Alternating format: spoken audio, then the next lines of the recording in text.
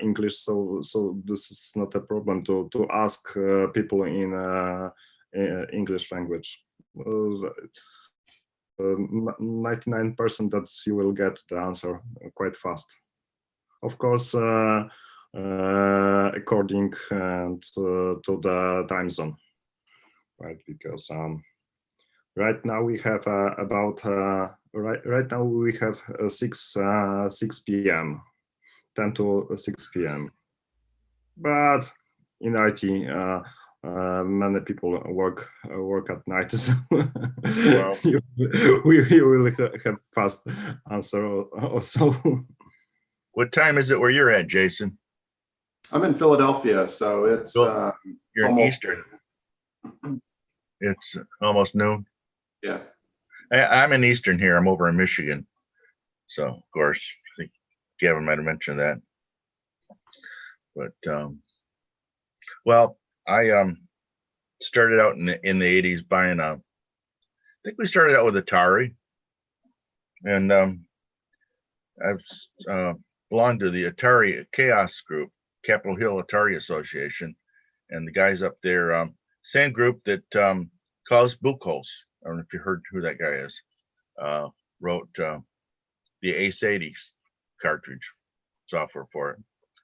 And him and Lance Ward and a couple other guys sold the copyrights to me. And so me and my wife started producing it. And that lasted for a couple of years, and we archived it and sat on it. And then just recently, Gavin and his team figured out how to make the right board, because they were using, I don't know what they were using back then for boards, if it was an OSS board or what it was, but the regular Atari PCB just did not want to work. So he figured that all out and got things programmed. Of course, he's got the vintage computer center, you know, and started producing it for us. And so I'm real happy to kick that back in and help out Atari. And actually, I hadn't been on doing anything with Atari up until then. And that's when I came back and found out about all this side stuff and all the other fancy things of FujiNet and, you know, all the cool stuff that Atari's doing right now. So it's this is pretty awesome, guys. I know we're all. Thanks for releasing those cartridges. I've really enjoyed them. Yeah, well, we're trying to get them to work with more stuff. Tom Cherryholm has gotten the DT80 to work with his with FujiNet, I guess, or with the CPM. Yeah. And so we're doing what we can at this point. We've just lowered the price on it too, if anybody is interested, down to $59. And so that's pretty much my deal with Atari. It's always been a lot of fun. I just can't believe we can get all the programs on a little chip now. Yeah, information density is wonderful. Yeah, there's the FujiNet. Yeah, I have a FujiNet. I'm right now waiting for FujiNets from Gavin's production, but I have a first prototype of FujiNet 1.5 from Zach from here in Poland. He's not so good quality, but like Gavin's one, but I have it and it works. Yeah, I got a 1.2. Yeah, so I have to wait another week or two, and I will have from those from Gavin's production. Yeah, it looks like he had a nice pile of 1.5 sitting there, ready to go out. So looks like we had a couple other people join us. Powell and Pavel, he's my friend from Punk Pirates company in Warsaw, and because I did advertising of this event across some groups and across some people that I know, and also some companies, games production companies that are involved in production retro and indie games are quite interesting in joining our community and our meetings. So maybe. Yes, hello. I didn't want to interrupt anybody, so I didn't actually introduce myself. But yeah, as Piotrek said, I'm a friend. I'm a game designer in Punk Pirates. We mostly design games for virtual reality right now, but not only. So yeah, I just came as a listener because the subject basically interests me. Great. I see Sean. Sean, how you doing, Sean? Hello, I'm glad this event is happening. I used Ataris back when I was a kid and stuck with them long into the PC era. I refused to make the move, and then I finally did, and that was that. But I'm getting my stuff out of mothballs, and I have just a couple of machines, and I'm looking forward to getting them back up and running again. So I just thought I would enjoy this. I've read the book by the author who's going to be joining, and it's very good, and it seems like it's going to be a worthwhile event, so thank you. Yeah, welcome. Do you have prepared questions for our guest speaker? Because Is he here yet? Howell's. No, he's not. Howard's. Yeah. Because right now I'm thinking how it will be, because 2 days ago Gavin told me that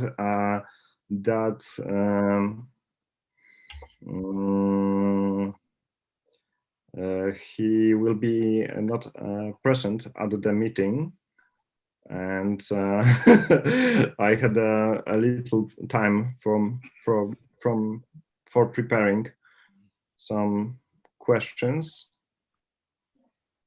So I count on you also. I see Nur's on too. Did you hear Nur? Nur helped us out with the A80 beginning. He's a real handy guy to have with helping Gavin. I guess he must be off getting some coffee or something right now. We'll see him on soon. Near said he can't talk today. He can't talk? Yeah, he's doing something. He's got something else going, so he can't talk. He'll be listening only. Oh, good. Well, hey, Nur, good to have y'all. Good to have you. So we've got bunch of people coming on so far. So Peter, do you need help from us thinking of questions for Howard? Yeah. I mean, I personally would love to hear him. I mean, he talks a lot about ET, and everybody's heard, a lot of people have heard those stories, and I'm sure we'll hear more about ET. That's what he mostly gets asked about these days. But I'd love to hear more about Yar's Revenge, which is such an interesting game and an odd game for the Atari. And I'd love to hear more of the backstory about Yar's Revenge and where that came from and how he enjoyed working on it. And who here has had a 2600? Jason? I don't have it. You know, for example, in Poland, we have a little bit different story about the Atari, because, for example, when I saw that there is a CPM in the FujiNet, I was very surprised, because I have no track record with CPM, because when, for example, in Poland, when I bought Atari in 1986. I have an Atari and a floppy disk drive.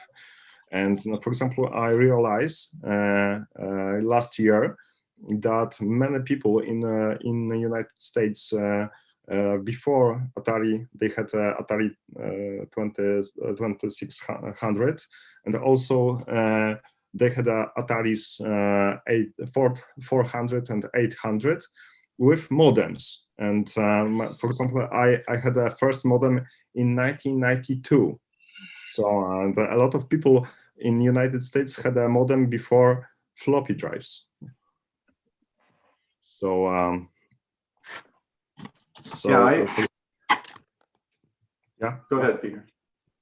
Yeah, for example, for me, Atari in 80s, it was about 5 years period, and after that, I moved to PC XT, and that's what it. And right now, I'm back. I'm back to the roots. Years ago, 1 year ago, because. For fun and for this that we can back to real computer science and the art. Right now, Thomas, you know what is my opinion about the market right now on IT market, right? Mhm. A lot of people, rather programmers are code binders than computer scientists. Yeah. Putting it mildly. Yeah, I started with a 2600 in about 1980. I think we got our 2600 and then got an Atari 400 around 82. And then a year later got an Atari 800 with the 810 disk drive. I actually did not have a modem until later in the 80s. So we were not an early modem user, but I lived kind of in the middle of the United States, out in the middle of nowhere. So, you know, if we had a modem, it would have been very expensive and we wouldn't have had anything local to connect to. Yeah. I had ridiculous long distance bills between Dad and I both. So yeah, I came from a somewhat well-to-do family, and we had Dad and I both had dedicated modem lines that we dialed out on, and we would rack up triple-digit phone bills just dialing out into different systems, mostly because we also lived out in the middle of nowhere. So yeah.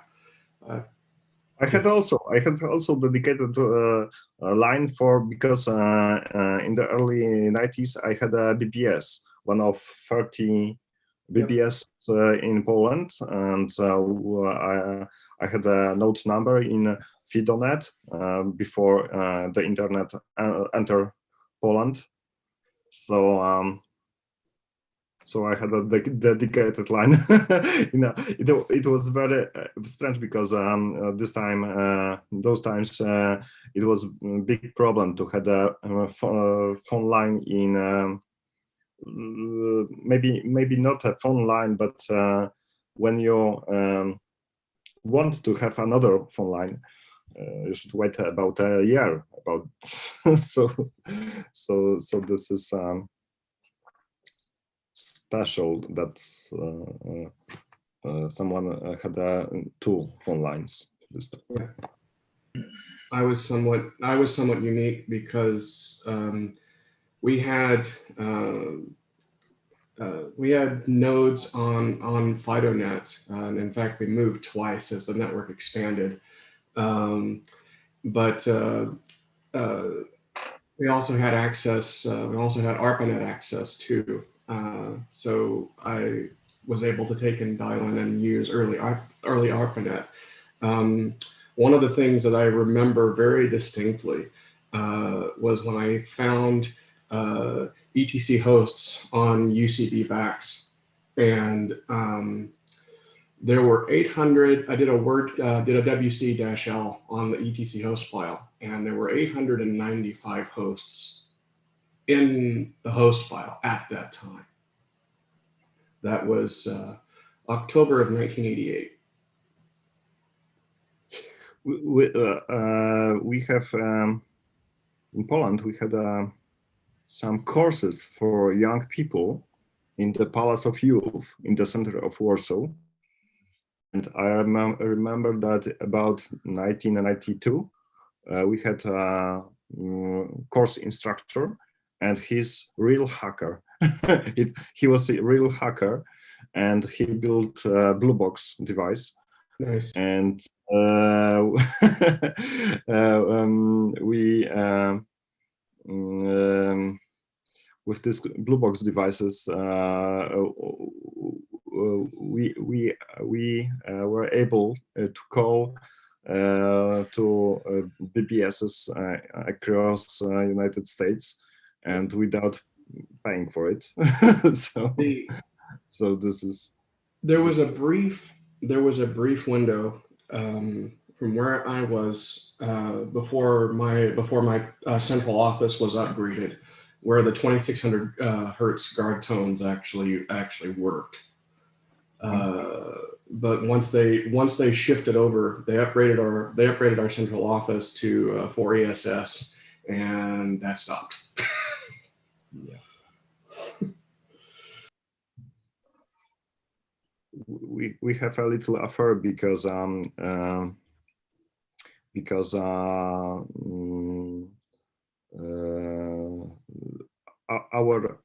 work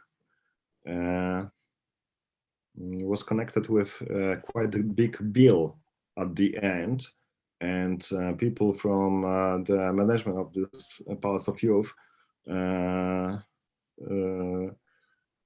tried to address this to the section of this course of IT, computer science course, and the manager said that it's not possible because we don't have access to outside of to make a phone call outside of Palace of Youth,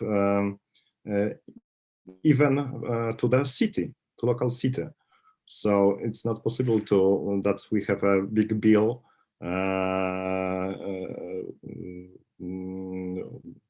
after calls to United States, but the people didn't realize that this is possible to build the device that did the access to this.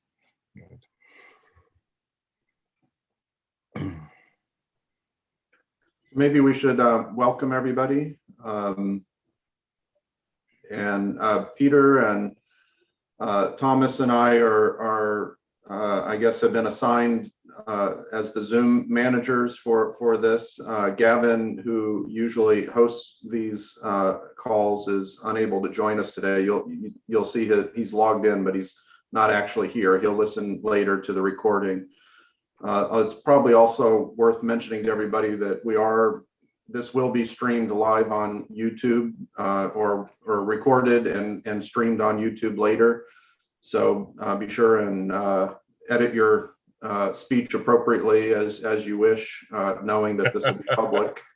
And Howard Scott Warshaw will join us in about 20 minutes, and he's the keynote guest today. So anyway, welcome everyone.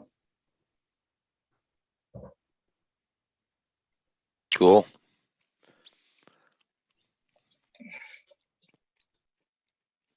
Oh, so what's new? Anybody doing anything new and exciting?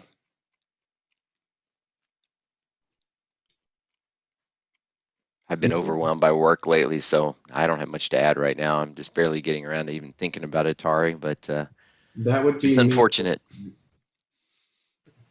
No, me for the first time, and for the first time in about 2 years, not anything FujiNet related to this month. Next month, but not this month. This month, I'm catching up on some other projects.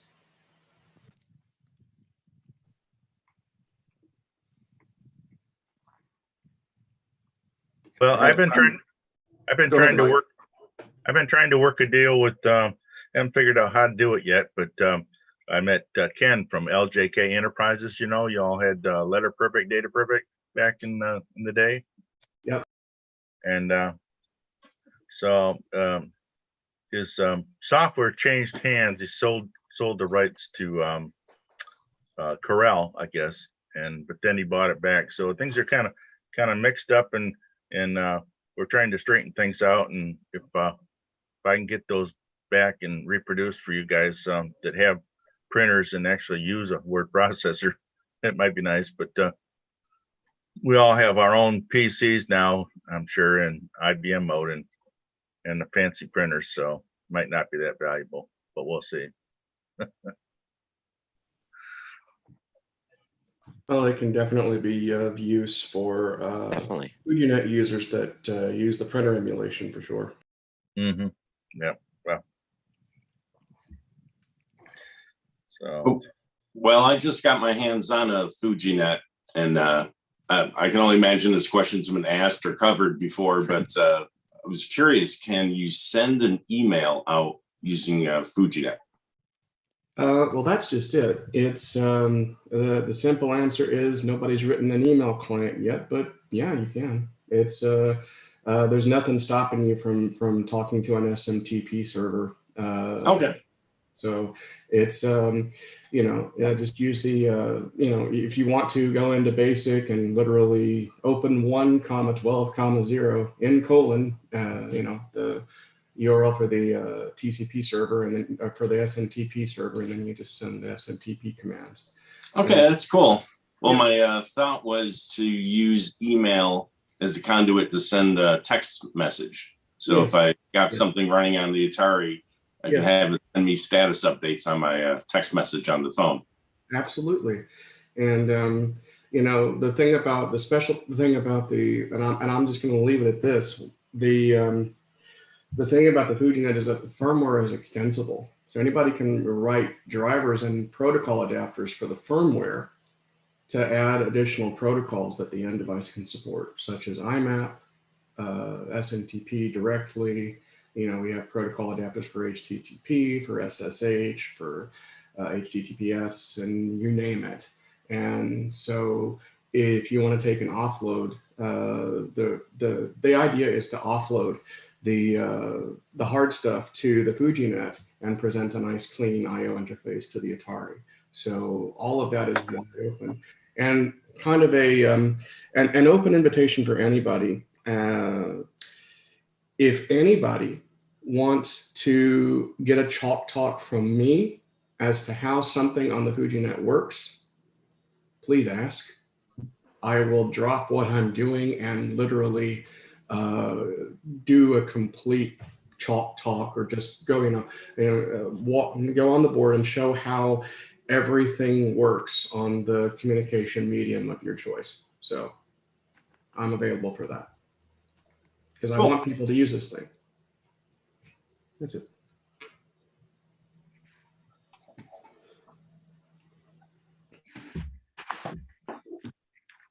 I guess the only thing I do kind of have going on right now is that you can see behind me here. I've been screwing around with my ATR 8000 trying to get some, I say relatively newer drives, right? I mean, they're all old, but I had a 1.2 megabyte 5 1/4, and I never tried using one of those 1.2 meg drives on it. And so I was it was taking me forever, and I was getting suggestions that it should work if you use it as an 8-inch drive and format it as an 8-inch drive, and I still couldn't get it to work. And then someone, I think it was Nesgar on Atari Age, said, probably obvious question, but you are trying to use a HD media, right? I said, ooh, duh. I was trying to use double density discs. So sure enough, I mean, I put a HD disc in there, and it works fine. Yeah. So pretty amazing how much. I mean, it does start to feel almost like having a hard drive compared to what we were accustomed to back in the day. Yeah, kind of takes forever to fill it. It's not fast, but it does hold a lot. Yep. I've used both. I used 8-inch. I used actual 8-inch drives at the time, and that was fun.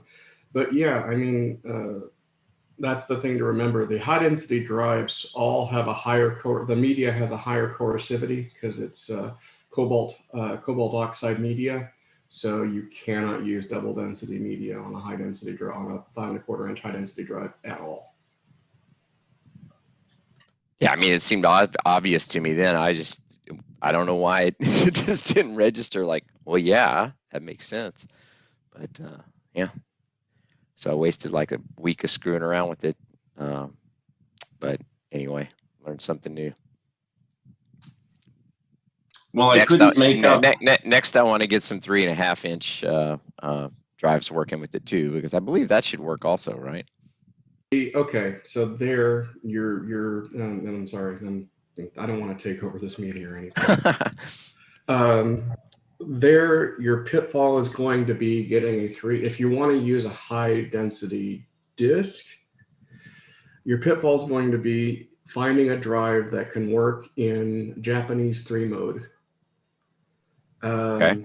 You probably never heard about this, and very few people have actually seen one of these damn things. But 3 mode comes from the fact that in Japan there was a huge customer segment market that were replacing old 8-inch drives with 3.5-inch drives in their factories, and they explicitly asked the different drive manufacturers like Panasonic, Hitachi, etc., to make a special mode which they called 3 mode, which basically makes the 3.5-inch drive look like a 77-track 8-inch disk drive. If you want to use high density, and it does that that's for high density, you lose 400K off the top because you only format to 1 megabyte, but that will work, and that will put the drive at 360 RPM like it's supposed to, and it will so that the timings are right, and that will work as expected. But finding a drive that will actually admit to having 3 mode is going to be your interesting challenge there. Interesting. I have seen some references to it just Googling around. I didn't realize that was kind of the answer though. So it sounds like it would treat it almost the same solution as what I did with this 5 1/4 1.2 meg. Okay. Correct. And it would just use standard HD media for 3.5. Correct. Oh well, I'll look around. That's interesting. Eric, have you tried a floppy drive emulator with the ATR? It works. You mean like on Altera? Like like a GoTech. Like GoTech, yeah. No, I haven't tried that yet. It works. Yeah. That's something I've been wanting to try. No, you mean using a GoTech with the ATR 8000? Yes, it works. Oh, I hadn't even thought about that. Yeah, it works. I think Bill Lang tried it and couldn't get it to work, but I'm not sure how hard he tried. It should work. Use the flash floppy firmware. It works.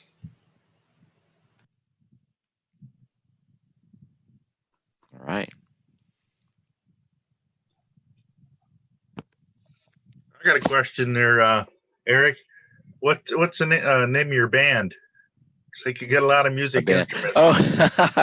Oh, not current. Well, I do have a project I kind of work on occasionally. It's called the Bimbos, actually. But geez, we haven't done anything in so long. It's just me at this point. It's just a hobby. It's like all this stuff, right? Yeah. I know what you mean. I got a couple instruments myself.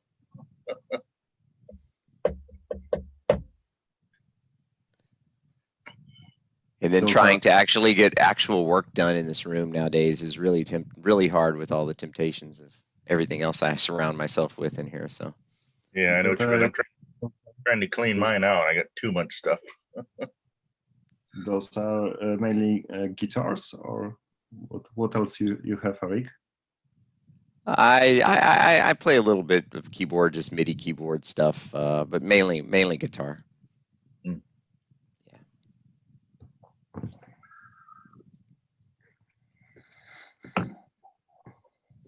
My main instrument is ukulele. So the wife and I joined a couple of uke groups, and they're a lot of fun and real easy to learn and play.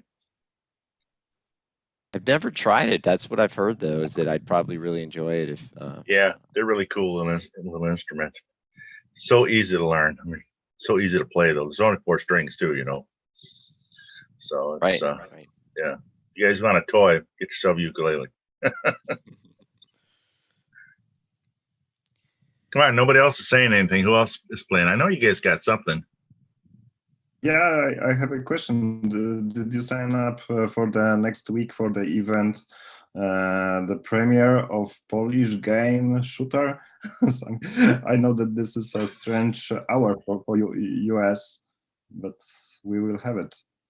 also. What is it? It's a game tournament or something? This is the Lost Squadron, I suppose. Something like Lost this. Squadron game. The last squadron, I suppose. Multiplayer or what? It's a rather shooter. What's the what's going on with it? Is it just a premiere release or just what's the event? Because this is local event, but because everybody complains that we are local, so I create a global event. But we have a demo scan, and it will be Atari party, something like this in next month. And there are people that are working on games, new games on Atari. Of course. Is this the same? Is that the same? That's the same Last Squadron that's on the ABBUC disc, right? Or is this a different version? I don't know. Oh, okay. It's an expanded version. The one Expanded that version. is on an ebook disc won the competition last year. Right. But this one is extended. It has more missions. It will be sold on cartridge. So it's a commercial release. Okay, of extended, refined, rewritten, maybe rewritten partly this way. Next generation. That's cool. I mean, even the one that won the ABBUC was really, really good game. So that's pretty cool. That's exciting. It's a really good game. Great game. Try it if you haven't. The people here was also surprised because I told them that I created an event on Atari 8-bit computers, and some of guys complains that this is about 4 a.m. for them, and the event will be in Polish. So I asked them, is it possible to add and in the later is it possible to say something in English and do the introduction in English for people outside Poland? So I'm waiting for answer right now. They trying. They will try. So when I will have information about that, I will put it on the webpage, on the fan page. Speaking of new game releases, I know that this is shifting to more of a 2600 VCS, which might be appropriate anyway, right? Given our speaker that'll be coming. Yep. But has anybody gotten the Casey's Gold yet? The Audacity, David Crane. Has anyone gotten that game yet? You know what I'm talking about? Like Activision is kind of rebooting. Yeah, but it looks beautiful. I haven't gotten it yet. I have a birthday coming up. I'm like, hey, I think I'll treat myself and get an Atari cartridge. How long has it been since I could say that, right? But it looks great. I just wondered if anybody had it or tried it yet. I have it. I haven't played it yet. It's on my list of things to do. Probably don't want to open the box. Yeah. I've had it sitting here on my desk for several months now. I need to open it and play it. It looks great.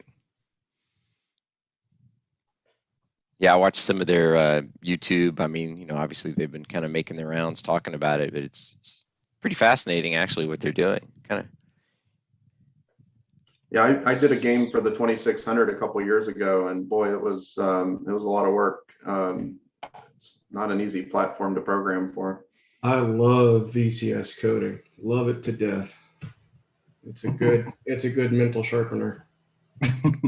I really enjoyed the coding. I love the assembly language coding for the 6502. That part I really like. It's just the nuances of the 2600, getting things to work just right can be really frustrating. And the documentation, there's a lot of documentation out there, but it's very scattered, it's very fragmented. Everybody explains things differently. It's just takes time to kind of work through and figure out how to address all the issues.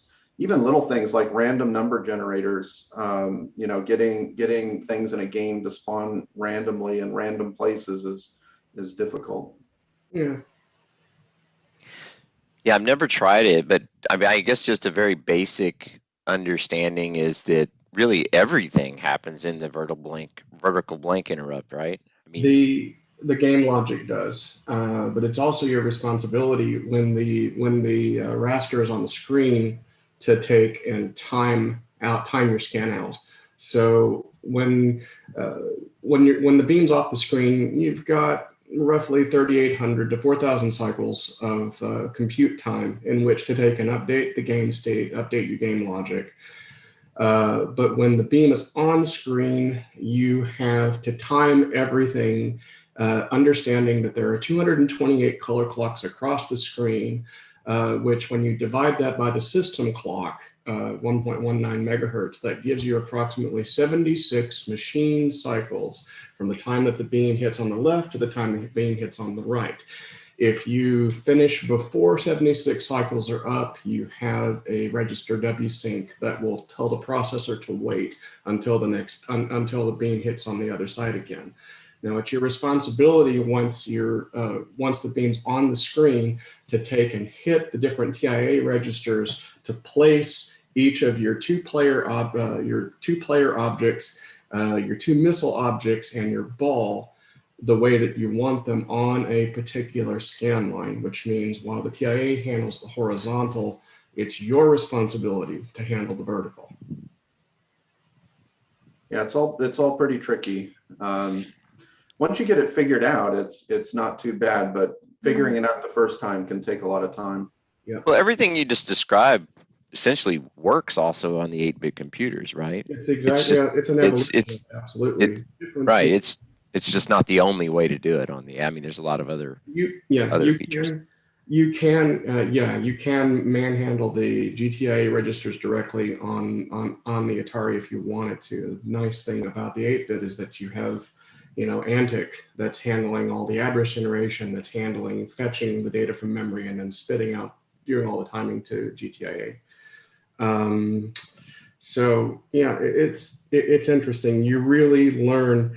You have especially when you're dealing with display kernels, you get a very intimate understanding of exactly how long each instruction takes. You really have to, you become extremely aware, and I do mean extremely aware of the economy that you're presented with inside the machine, because that's what you have. You have 128 bytes of RAM in which to store state. You have 4,096 bytes in which to store your program. You have 76 cycles on a line during your display. Allocate accordingly. Yeah, it's a fun platform. It really gave me a deep appreciation for people like Howard, who we're going to hear from, and what they did back in the day programming these games for the 2600. And you know, we have emulators and cross compilers and modern tools to, you know, so that's what I used when I wrote the game, and then I made my own cartridge to play on original hardware. But man, coding all that back in the day was a big pain in the butt. So it's and I really now appreciate the really nice, the Activision games for the 2600 are just, once you've coded a game on the 2600, those games are just mind blowing. You know how they did all that.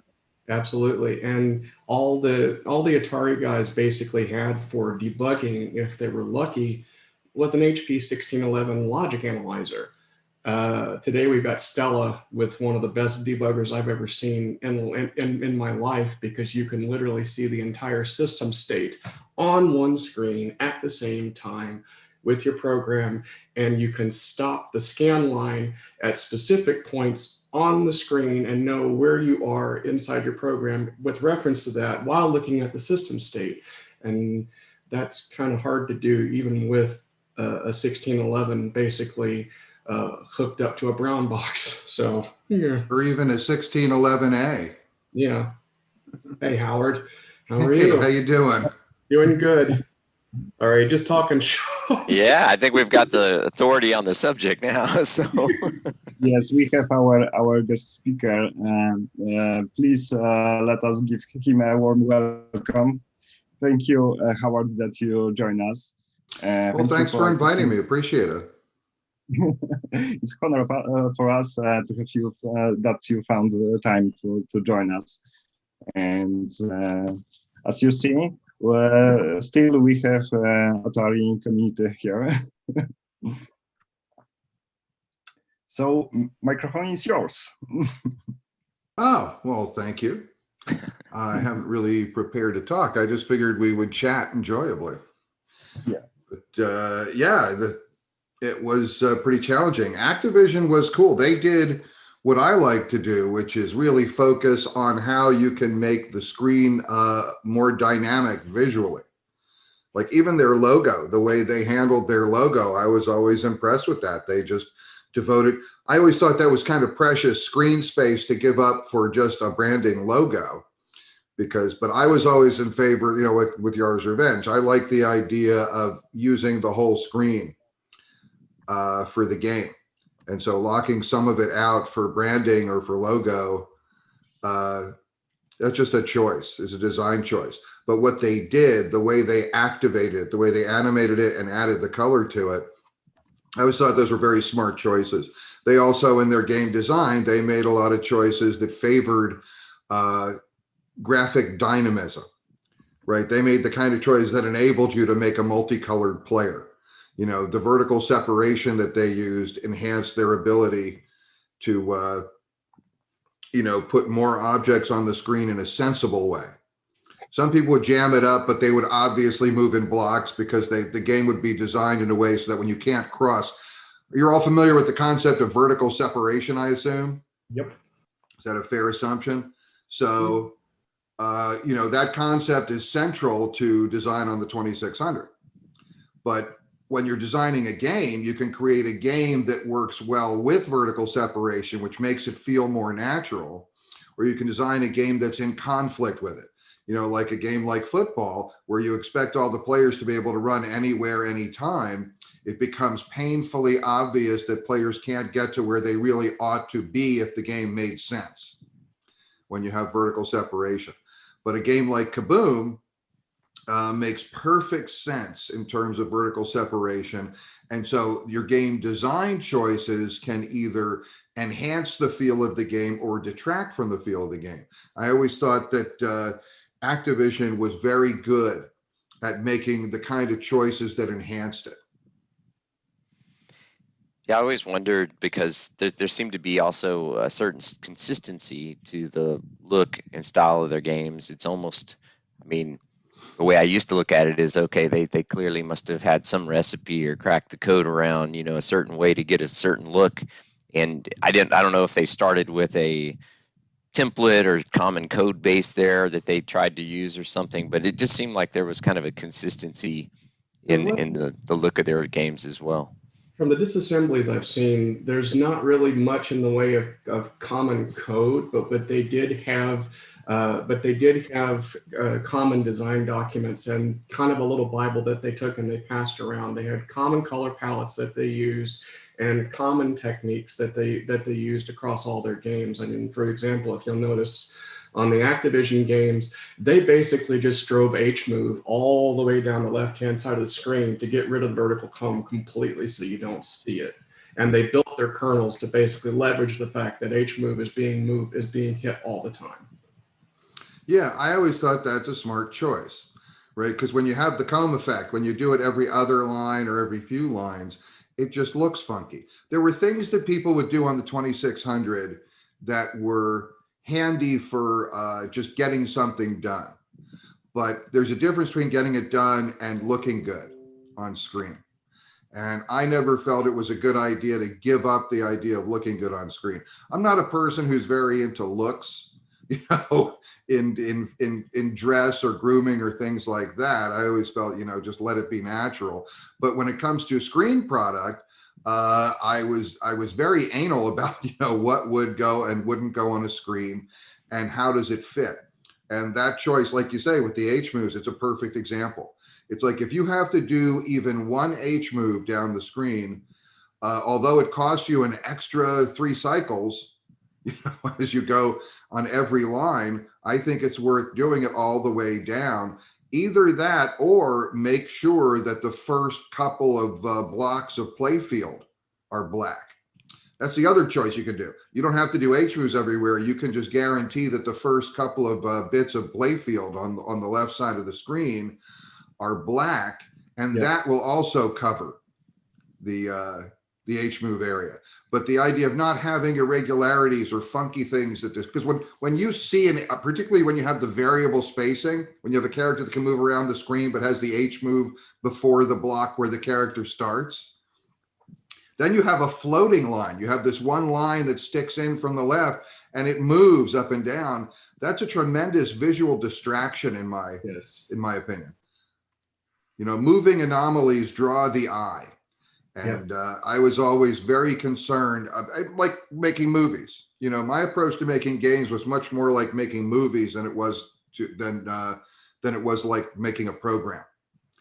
And so I use the kind of movie principles you do. Where is your eye? At the end of an action sequence, where is your eye? When you cut from one scene to another in a movie, the end of one scene usually has drawn your eye to one place, the one focal point in the screen.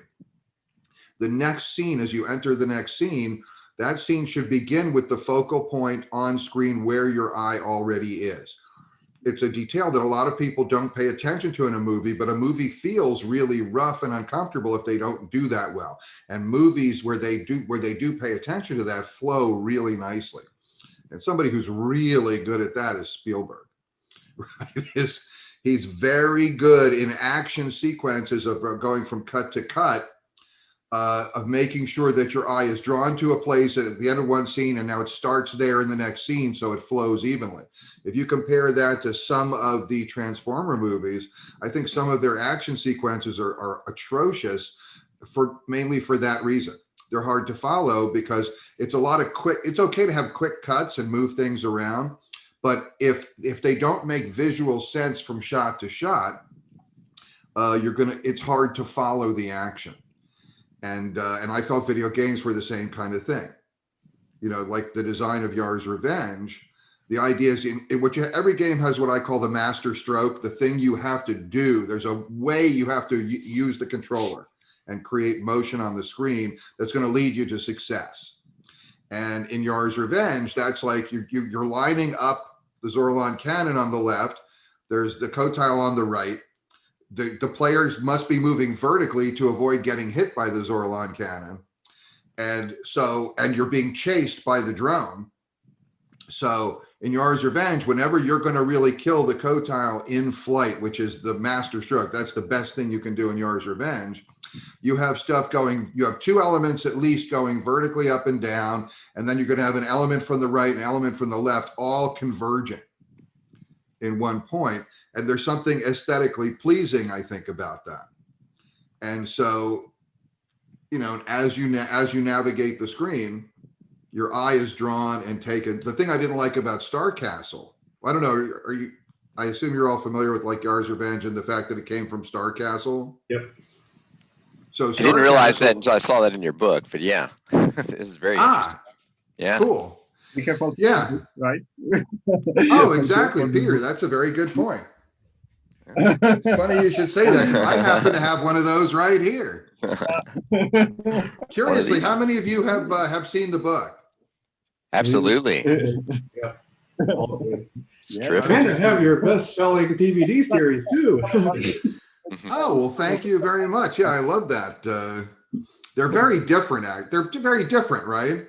Yep. I mean, the book and the DVD, they're not the same thing by any means. But anyway, I mean, I'll come back to the book later. You know, having all these visual components and having where your eye is drawn, I always thought was a very important piece of what's going on in a game. Also, one of the problems with ET, right? With ET, there's times where when you leave a screen, you have an expectation of where you're going to be on the next screen. And there were too many ways ET could violate that. And so I think that was one of the big problems with the game, aside from all the other big problems with the game. Well, But I just want to finish what I said. Star Castle is a game that's anchored in the center of the screen. Your eye is always just in the center of the screen. And I found that boring. Okay. I also found the concentric ring something that's really, really horrifically difficult to do on the 2600. You could spend the majority of the screen just trying to do those rings and not really have room for a field of play. And I like the idea of a larger impression on a screen than a smaller. And that's why I started to redesign it from the beginning. yeah, it was eventually there was a Star Castle port for the VCS, but it took a long time and some really, really crazy gymnastics to pull it off. And some extra hardware, I think. Yes. Oh yeah, nothing like an extra ARM chip sitting on the cartridge. Exactly. That can make a big difference.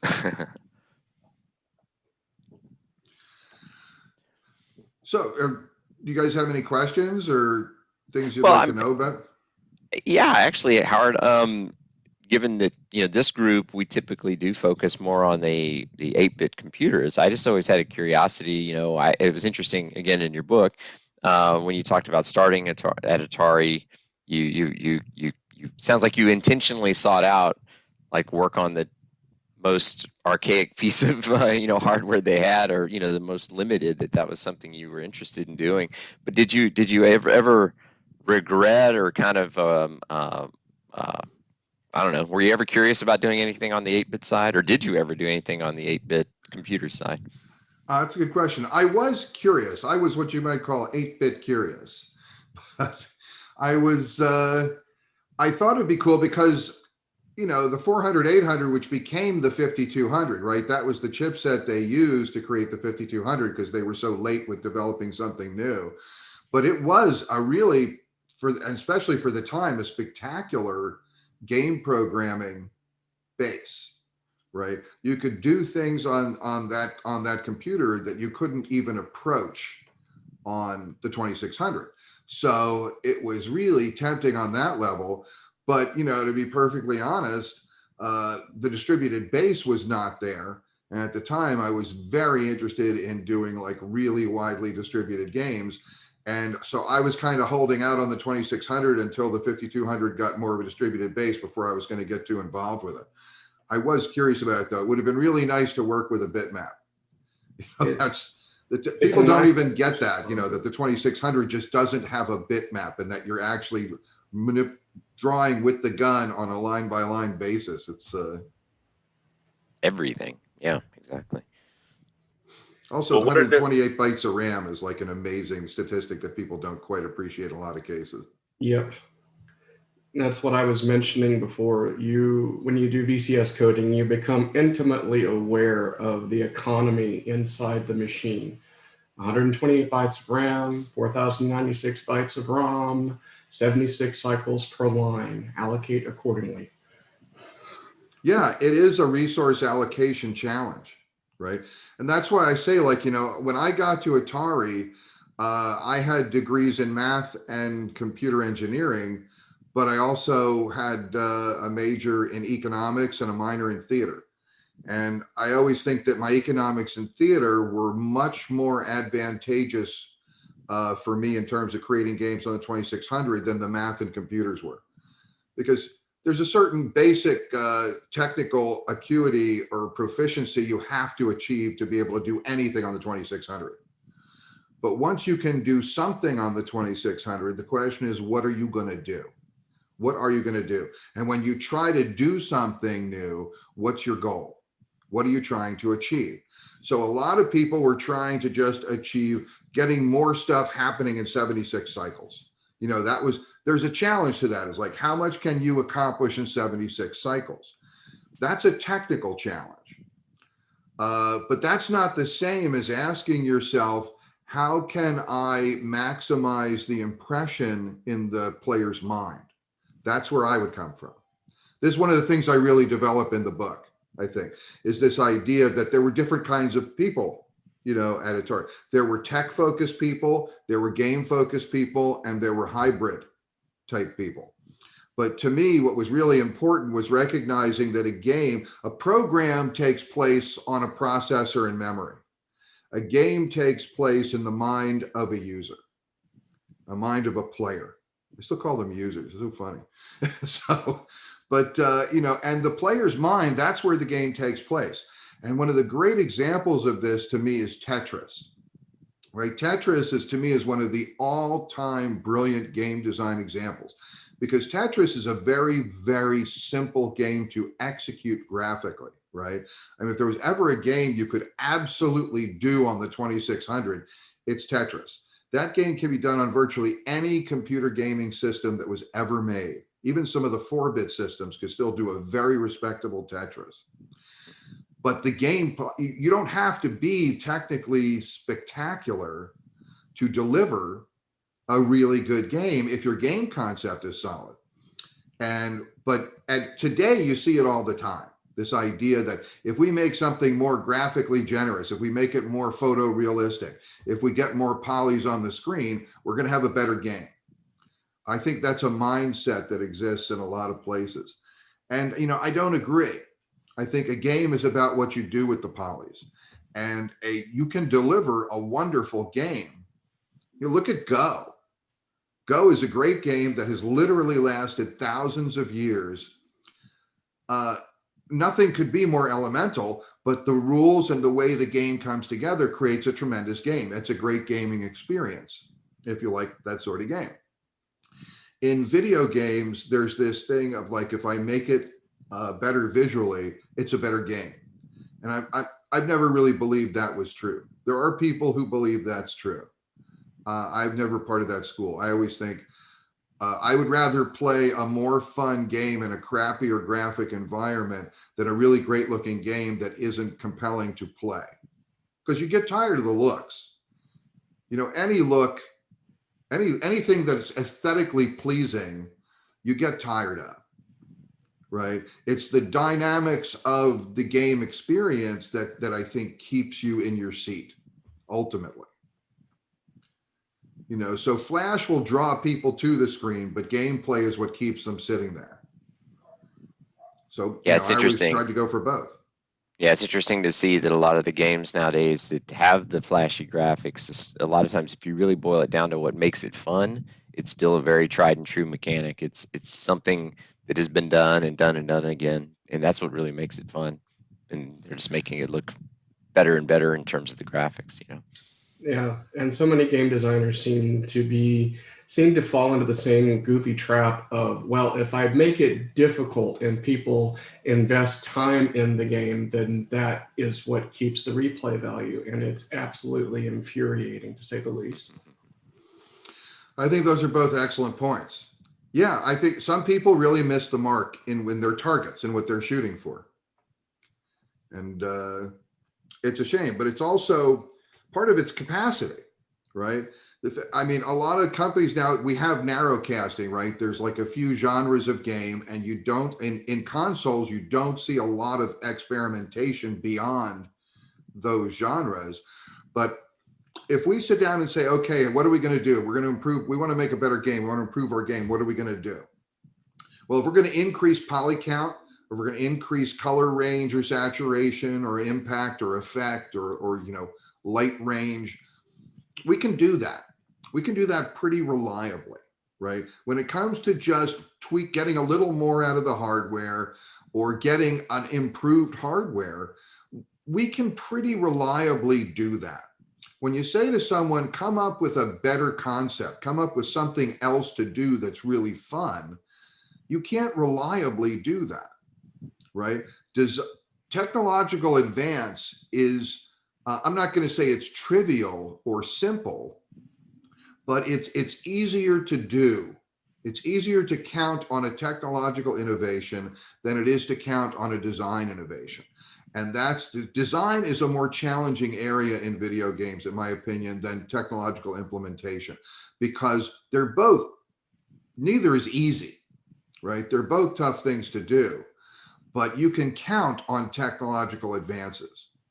But that's why, GTA 3, that to me is a huge innovation in the history of gaming, because what they did was that if you really look at GTA 3 compared to the technology of the time, it's not a super advanced game, right? The graphics, there are games at that time with much better graphics.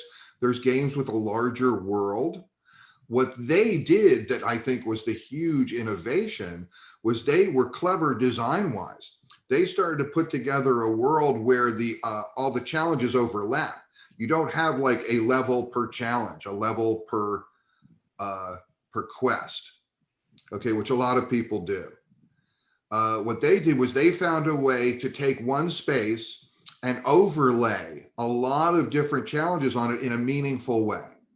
Now, that's a little trickier to do because you have to be more clever in the way you approach it.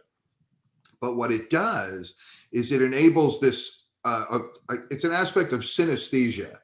And what I mean is that it's a cross-pollination. There's things you can find out when you're on one quest that actually help you in another one, right? So you can learn things in one part of the game that help you in another part of the game and give you insight as to what to do. That makes the game seem bigger. That takes a smaller play space and makes it feel bigger because you can actually have a learning experience as you go through the game, right? So there's that. And there's another thing they did in GTA 3 that was very rare that you see in a lot of games, which is that everything works the way it should, the way you'd expect it to, everywhere in the game, right? A lot of games have what I call a key and lock approach. In other words, you have a variety of weapons, but you run into this door that it seems like 5 of the weapons should be able to breach this door, but only 1 is allowed to work, right? So that's the way they extend the game challenge, is you have to find the right key for this lock, which cognitively in your mind, it's bullshit, right? Because, if I have a grenade and a bazooka and maybe a heavy rail gun, each of those should be able to breach most doors. But the software says, okay, well, this thing that usually works this powerfully suddenly doesn't work over here, and that you have to, because you have to go find this other thing, we want to make you work harder in that. The Easter egg hunt approach to game design, I'm not a big fan of that. Just because you can hide something farther away and make me walk farther to get it, that doesn't strike me as increased challenge in a game. And what they did was, when you have to kill somebody in GTA 3, you can stab them, you can shoot them, you can blow them up, you can even put them in a car and put the car in the car crusher. And there's just so many, the things work the way you expect them to work everywhere in the game, and they still have impact. And that was revolutionary in that game. And so the idea of making that happen and putting that through, that was really smart, in my opinion. I still think the theming of GTA was, both compelling and reprehensible, in a lot of ways. Right. But it distracted people from the game design itself, because Rockstar did amazing stuff in that game, I think, that really did shift the way people looked at what they expected from a gaming experience. That, to me, is innovative game.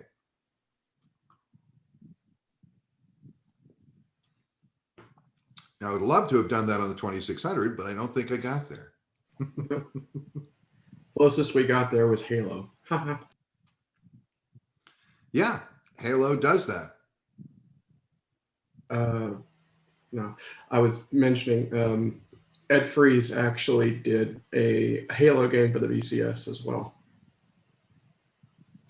Oh, that's true. I would much rather play it on an Xbox, though. I'll tell you the truth. Funny. And that's the thing, is sometimes you can approximate something on a lower hardware. A game like Tetris goes anywhere, right? A game like Halo, yeah, you can kind of do it on the VCS, but I don't want to play Halo on a VCS. Honestly, I want to play that on an Xbox. I want to play it on the latest Xbox because there, the basic gameplay is the same, but there, the visuals are significantly enhanced and the feel of the game, I think, is much more advanced. You mentioned before that you, that I think you said your favorite game, your favorite arcade games, again, got taken us from your book.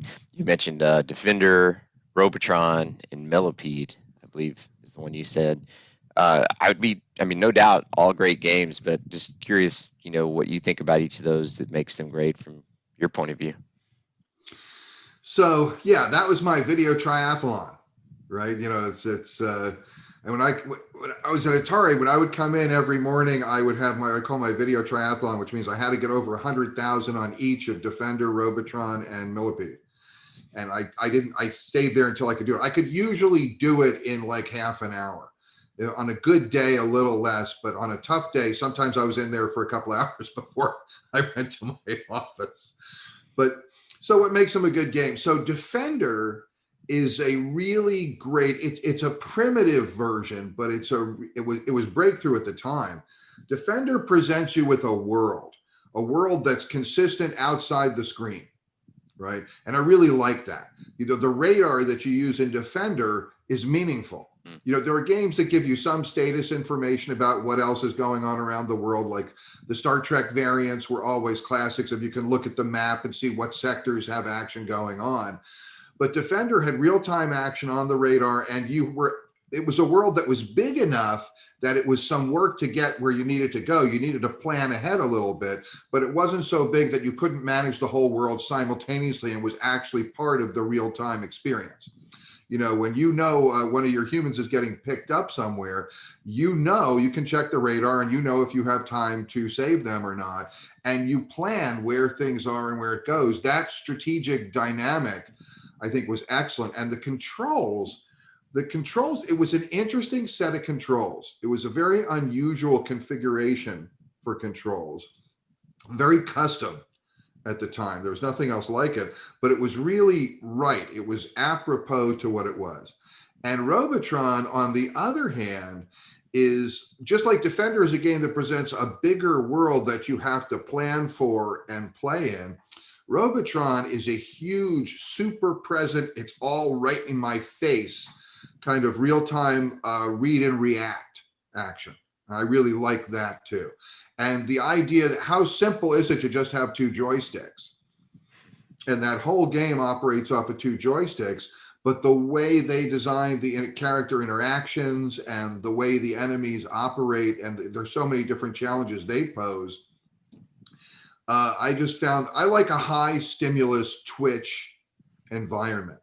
And Robotron to me is like the max example of a high stimulus twitch environment.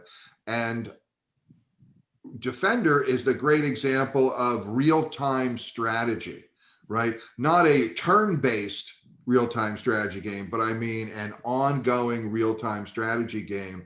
And those are two extremes of what I like, in a game. And the thing about Millipede is it's a great marriage of the two. Millipede has enough stuff going on and enough space vertically on the screen in the proportion of the elements that, when things come on screen or you have the DDTs or things like that at times, there is a component of you have to make sure you're cleaning up your space. You have to do your house cleaning, down in the bottom and with the mushrooms to make sure you have a clear shot at what you need. And you still have to time things as they're coming to coordinate with the coming Millipede. And the way the game progresses, it's just a really good balance of twitch and strategy. And so I would say that's a good question, though, but really that's what I like about each of those games. Is that a clear? Does that make sense? What I'm saying? Yeah, definitely. I mean, Defender, Stargate. I guess I kind of lump them together a little bit, but yeah, I agree. Just that big, expansive, real-time strategy experience. That's a good explanation. I was always terrible at it, though. I mean, they definitely were successful at making something that would take a lot of quarters because to me, that's all it ever really resulted in. I never got good at it, but I sure tried a bunch. Defender was a hard game. It really was a hard game. But Eugene Jarvis, he's right up there with all-time top game designers, in my opinion. He did both Defender and Robotron. That was a guy who really knew how to make a coin op. The thing about Jarvis too, and this is this was actually what's amazing. Jarvis and DeMar were excellent video game designers who happened to be top-notch coders too, because you can see the game design, but the thing that's not immediately evident unless you actually see the source code or disassemble Defender or Robotron or Blaster or any of these games was that they had developed a very, very intricate scheduler, little mini operating system that ran inside these games that could spit out all these like thousands and thousands of multicolored sprites in every direction while updating the playfield smoothly, while updating the sound chip that they could feed any arbitrary waveform that they wanted to it and keep everything literally in the space of a single frame. And it all came together in just a beautiful fusion to build an experience that at no point did your brain got kicked out of it because either the gameplay didn't make sense or the visual representation of it stuttered or stopped for some reason. Yeah, it's huge. And it's very compelling. Yep. I also want to acknowledge Jimmy Fitzpatrick's video run he had going there for a while. I just think that was a beautiful aesthetic he was putting up on the screen there. Oh yeah, love our Yar's Revenge.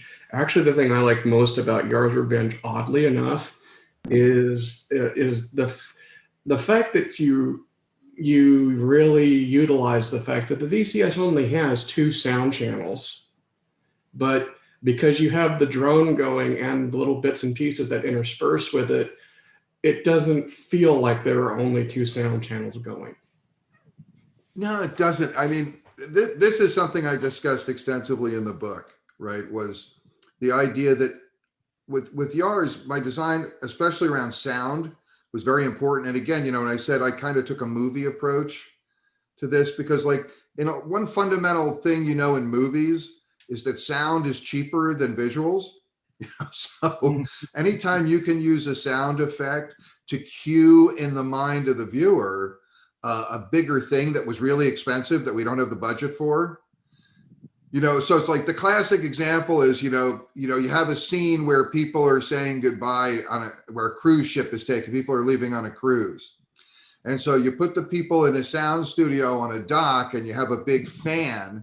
So it's blowing the air, blowing the wind in, you got some light, you have them waving, and you play the sound of like a huge ship's foghorn, and some seagulls and things like that. And now you have a very inexpensive soundstage shot where you don't have to actually book a cruise liner and thousands of extras to really fill the scene, right? So sound can save you a lot. And in video gaming at the time, most people only thought of sound as something to mark an action. So it wasn't really sound, it was audio feedback, if you know what I mean.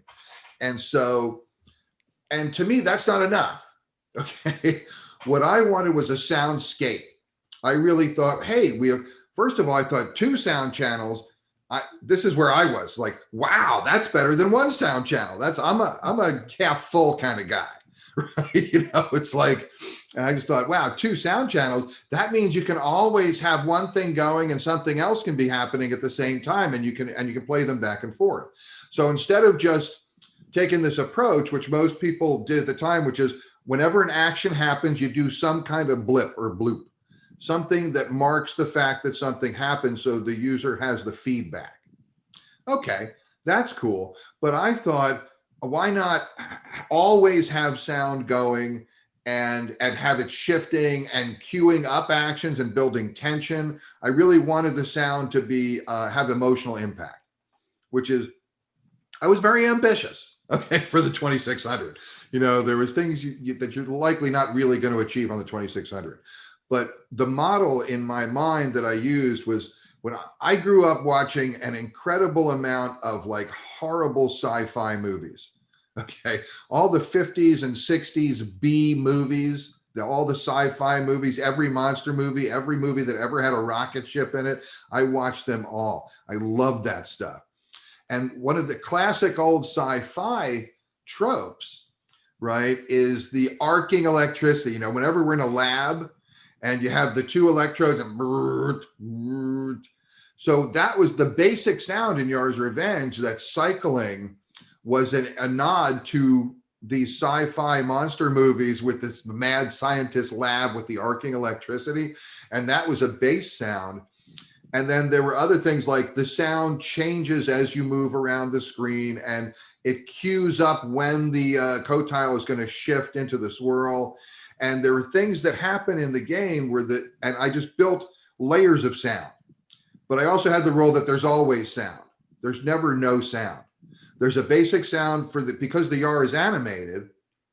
There's a sound there's a different pitch. You'll notice that when you move the Yar, there's a different pitch than when you're standing still. Because I figured when you're flying, it takes different amount of energy to move than it does to hover. That may not be true, but in my mind, that's what the effect that I wanted, so that anything that happens shifts the feeling that you have, and there's always something going on, and then it's always interrupted by something else. I don't know. I just thought of it as a soundscape because I thought sound was more than half of the audio visual stuff. So now what was funny was talking to Eugene Jarvis.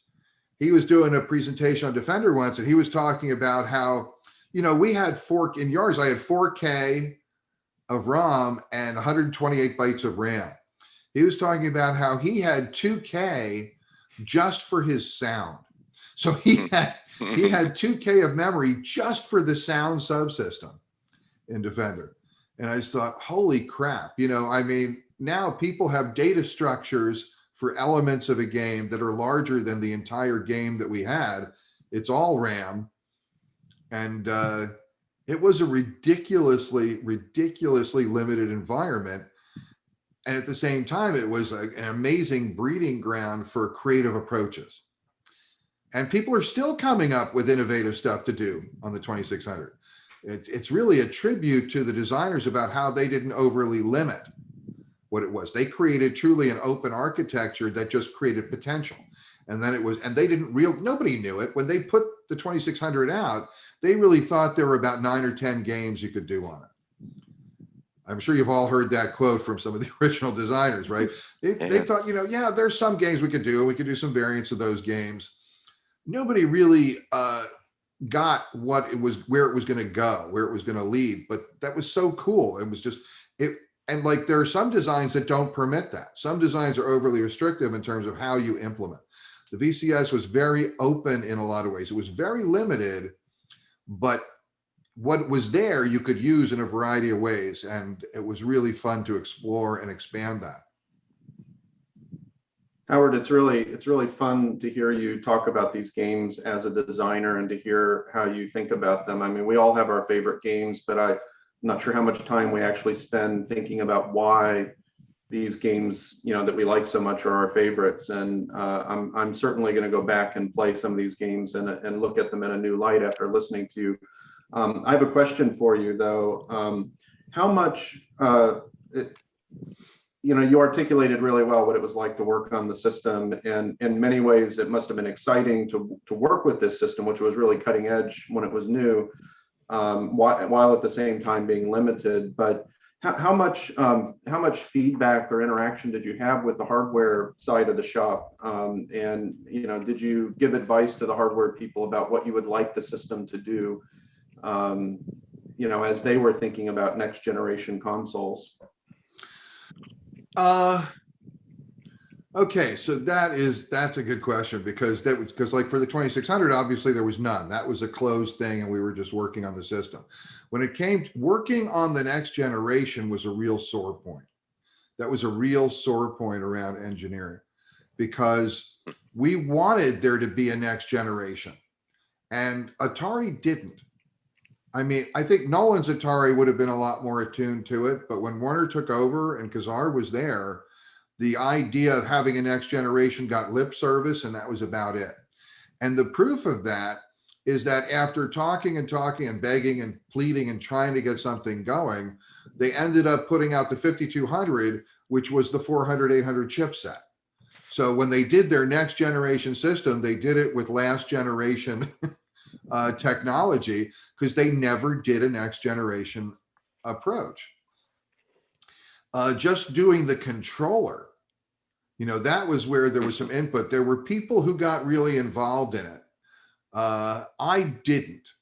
I did not actually get super involved in that because, you know, and I hate to admit it, but it was just like, I kind of saw the writing on the wall. You could see that, you know, they weren't serious about really trying to do something new or innovate. They wanted to milk the cow. They wanted to milk the cash cow.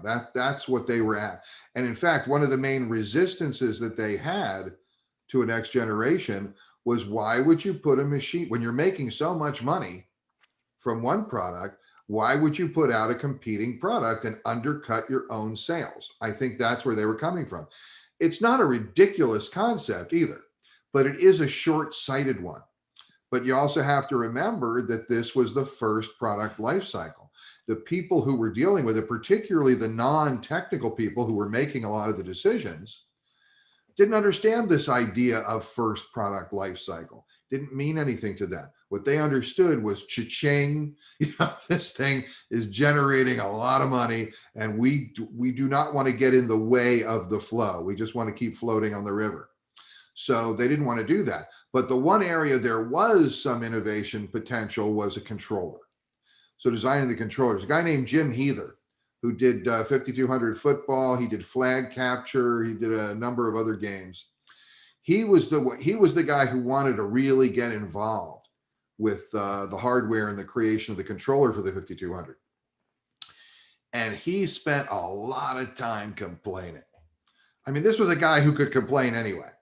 But I mean, he was just, you talk to Jim and he had the saddest song to sing every time you talk. Oh my God, you can't believe what they're doing, and they don't want to do this. And I'm telling them, you got to have this, you got to have this.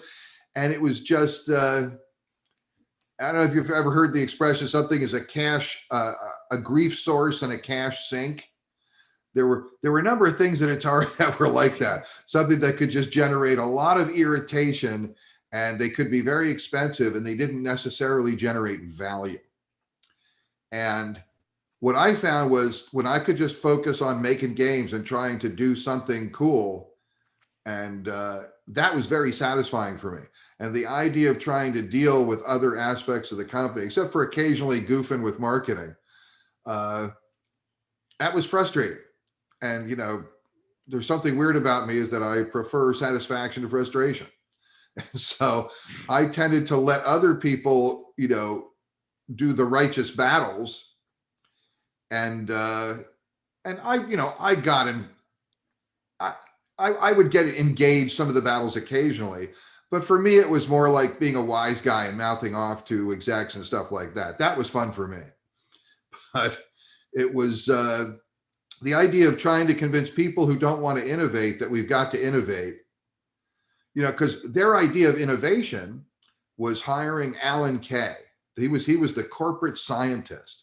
This was a guy they flew up every day from LA and paid a shitload of money to work in what's called special projects, right? Which was, and the big thing that he was doing, now this is, you got to remember, so Atari, who's doing crazy good with games and stuff like this, they're trying to make a pocket dictionary, which was revolutionary back then, kinda. But that's what they wanted to do. They wanted to do like a little handheld dictionary where you could look up words and get the definition. And that's what they want to do. That was the big project.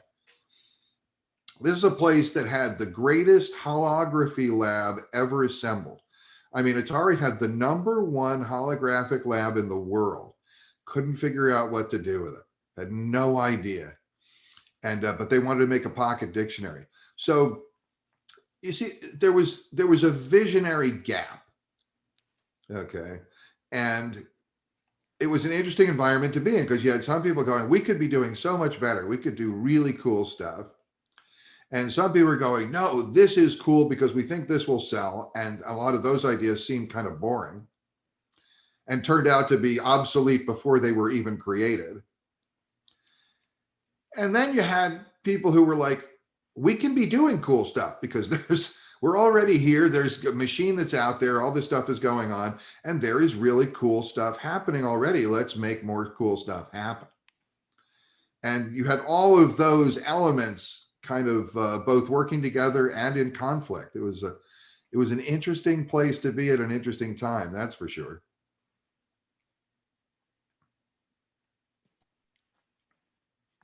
I don't know if that answers the question. It's I think I digressed a bit. Howard, I have a different question for you. Sure. I work in the automation industry, and I read in your book that you worked in that industry briefly after Atari. Can you tell us more about that? Yeah, I worked in industrial robotics. That's what you're talking about, right? And assembly line optimization. And I don't know how many of you have ever heard of GD&T, geometric dimensioning and tolerancing. Yep. So a way of doing what's called soft gauges. It's a way of figuring out, a big problem that you have in manufacturing is, you manufacture parts. And so there's this question of, is the part good? Is the part good or not? And the fact is, there's a lot of flaws in the way traditionally people test a part to find out if it's good or not. So with like little widgets or whatever that are like 5 cents a piece, it's not that big a deal if you have a 4 or 5% slippage in what's going on. You definitely don't want false positives. You get a number of false negatives though. In the airline and car industry, there are some parts that are super expensive because they're made out of really expensive materials. And false negative is very expensive. And so we worked on this whole software hardware setup that was able to be more accurate with this. So that involved a bunch of CAD-based programming because you had to make models. You do the wireframe models and actually you communicate. So people design stuff on CAD systems, then they hand it off to manufacturing. And then people in manufacturing have to build the stuff from the blueprints that are essentially on the CAD system. What we did was hooked up the CAD system directly to machines, to milling machines and cutting machines and inspection machines, which were all robots. And so there was the programming of the CAD interface, so that people could do the design and figure out whatever it is. And then there was having the machines build what the design was automatically, and then having those parts inspected. And when you inspect them, having the robots inspect them, collect the data, and massaging the data mathematically to get more precise about whether parts were within tolerance or not. And what my job was, I did some of the CAD programming, but mostly what I would do is go do the implementation, because at some point somebody has to take the CAD computers and hook them up to the robots and have them be able to issue the commands to the robots, have the robots execute them and get the data back from the robots to do it. So I spent a number of years and a lot of miles doing that. There was about 3 years where I traveled about 100,000 miles a year, going to places in Europe, Canada, not much in Asia, and all over the United States, going to these heavy manufacturing facilities and working on robots. And like some of it was like at Boeing and McDonnell Douglas, Northrop Grumman. Some of the places I worked on the Patriot missile in Florida for a little bit on some of that stuff. I worked on the Eurofighter at British Aerospace, and this would be going there and getting their robots connected up, which means you have to learn the protocol of every individual robot and then translate it into the language that we understand to execute our product in.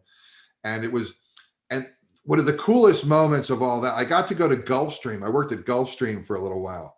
And when you inspect airplanes, there's these things called CMMs, coordinate measuring machines. And with these are machines that mechanically measure things super accurately, right? Down to like a thousandth of an inch, in some cases a 10,000th or close to 100,000th of an inch. And they do it mechanically, which is an amazing thing to do mechanically. But usually you have like small parts and they sit on this little granite stage and you have these arms articulating things and they run around the stage and it's a limited envelope thing. With airplanes, you know, you need to inspect an entire wing.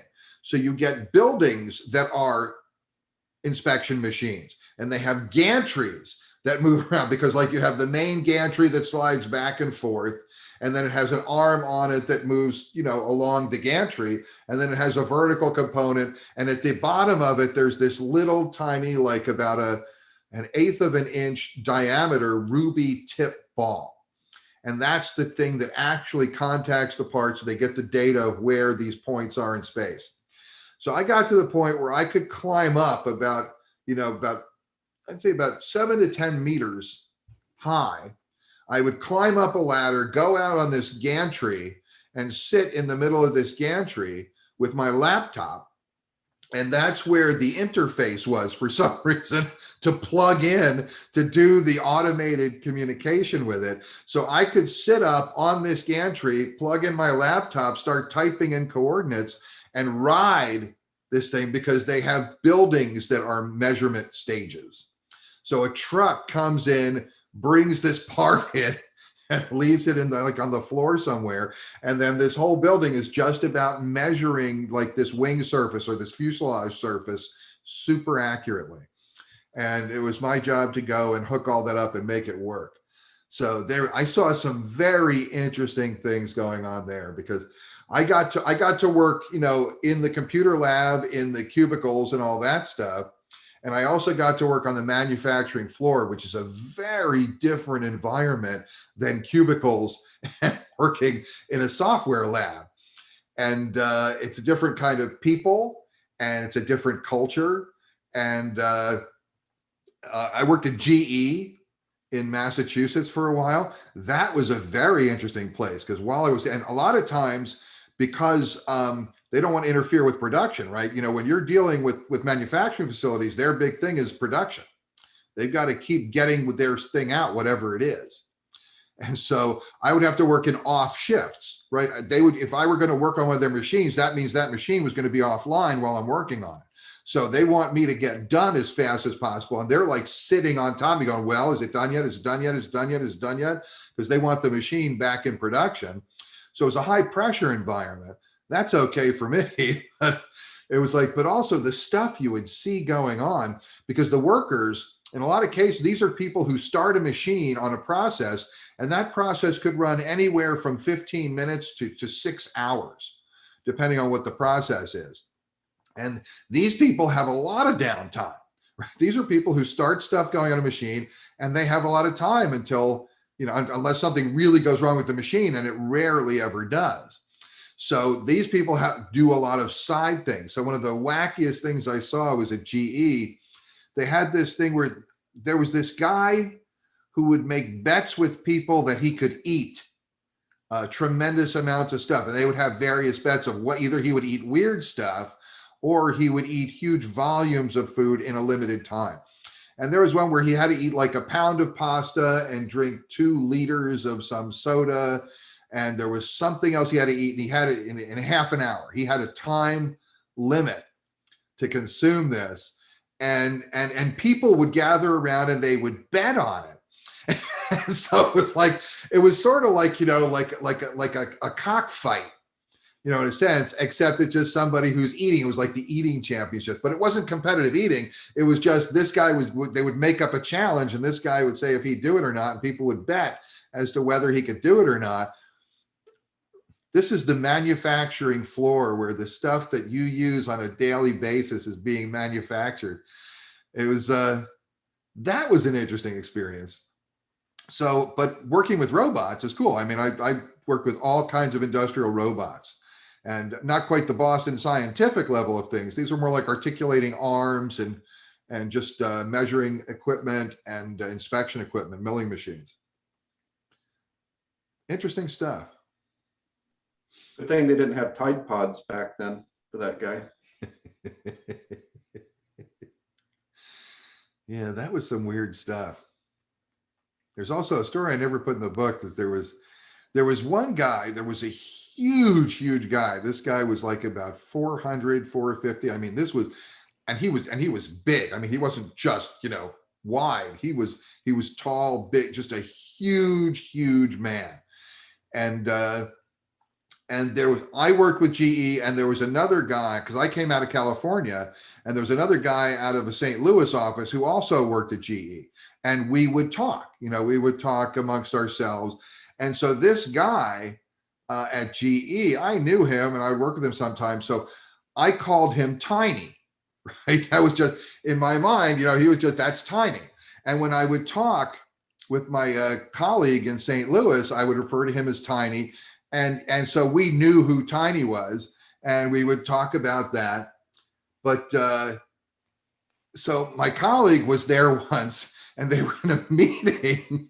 And at one point, they're talking about, he goes, "Oh, Tiny can probably take over this one, right?" And he didn't know that I never called Tiny to Tiny. I never used that name with him. This was just the name I used with my friend. And when he realized that in that meeting, and he thought, "Oh my God, my life is over," because Tiny didn't really, I don't think he enjoyed it.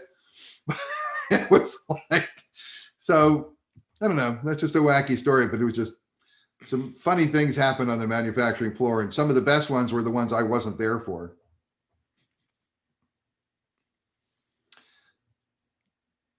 I guess that's a little off topic for VCS.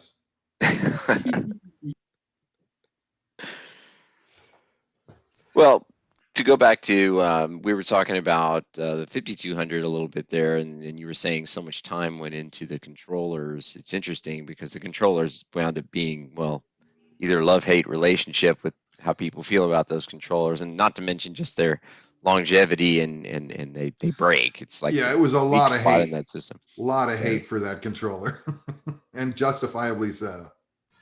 But on the 2600, you had the joysticks and you had the paddles, but there was two very separate things, right? And I bring this up because you had a mention about a possible, or thoughts on a YARS sequel at some point, but I think you mentioned it was, the idea was somehow paddles based. It's definitely a paddle based game. Yeah, it's I still have that design. I'm still thinking of doing it. I'm thinking of grabbing a homebrew and just getting this, because I don't really want to program it myself at this point. I would rather let someone else program it. The design is actually, I think it's a really well adapted design for the 2600. And I think it would be a really fun, compelling Twitch kind of game. I didn't do it then because, like I said, it requires the paddle controllers, and the paddle controller wasn't as widely distributed as the joystick, and the paddles broke easier than the joystick did. And so I just felt that was a restrictive aspect for a game, because I was shooting for really wide selling games. But, and I regret that, because some of the time that I spent being burnt out after ET, that I was just sort of hanging out and experimenting with other things. I was experimenting with YARS sequels. I just wasn't doing that design. Once I came up with that design, I should have just made that game. I think I really would have enjoyed seeing that game out, but it was a YARS sequel. And this was before the idea of brands and sequels were really happening much on the 2600, certainly. But didn't do it, but it's still there. It's still viable.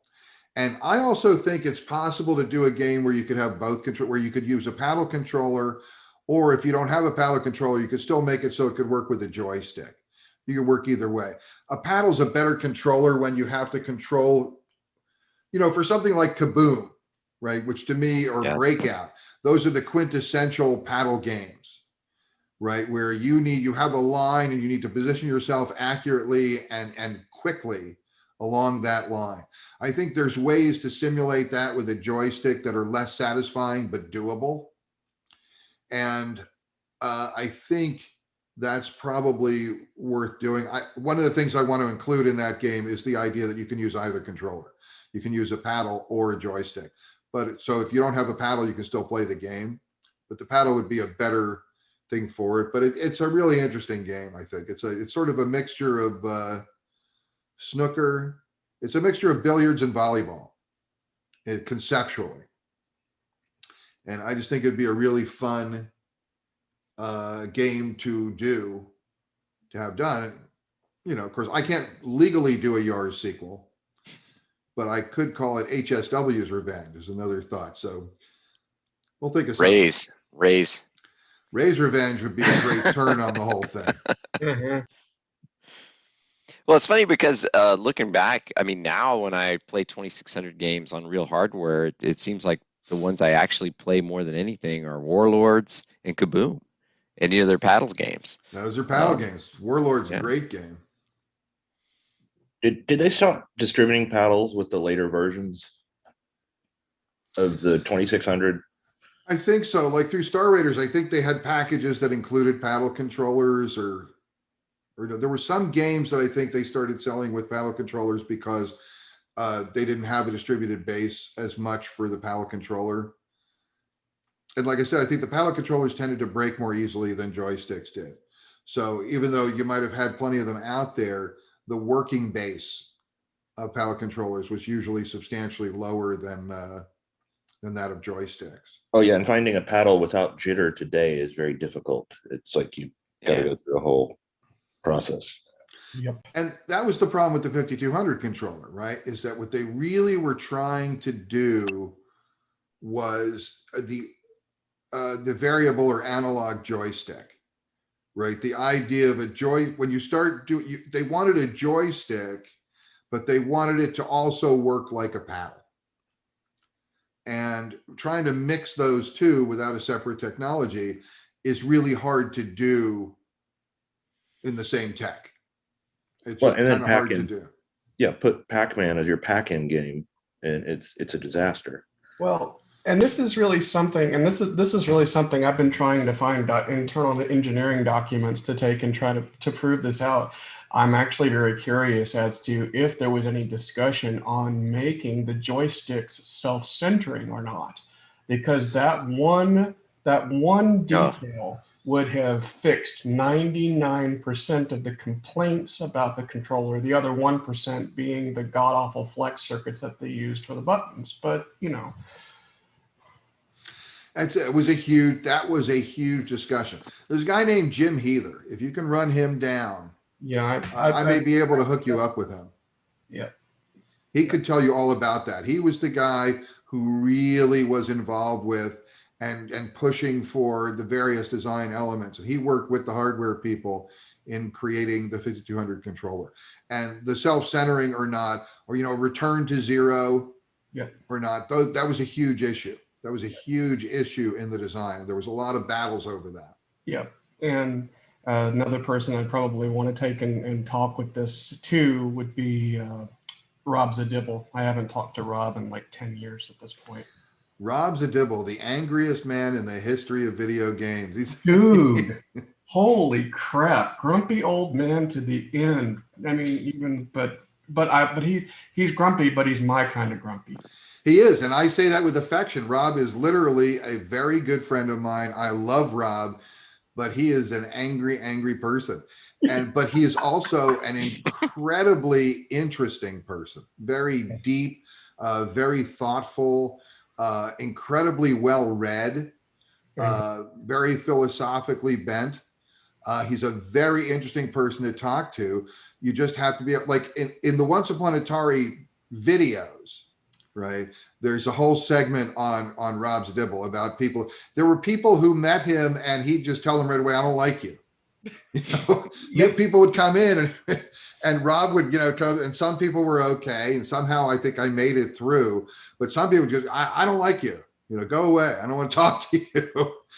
With me, I managed to get on his good side by answering, but he always had these little questions and things that he would do to see how smart you were.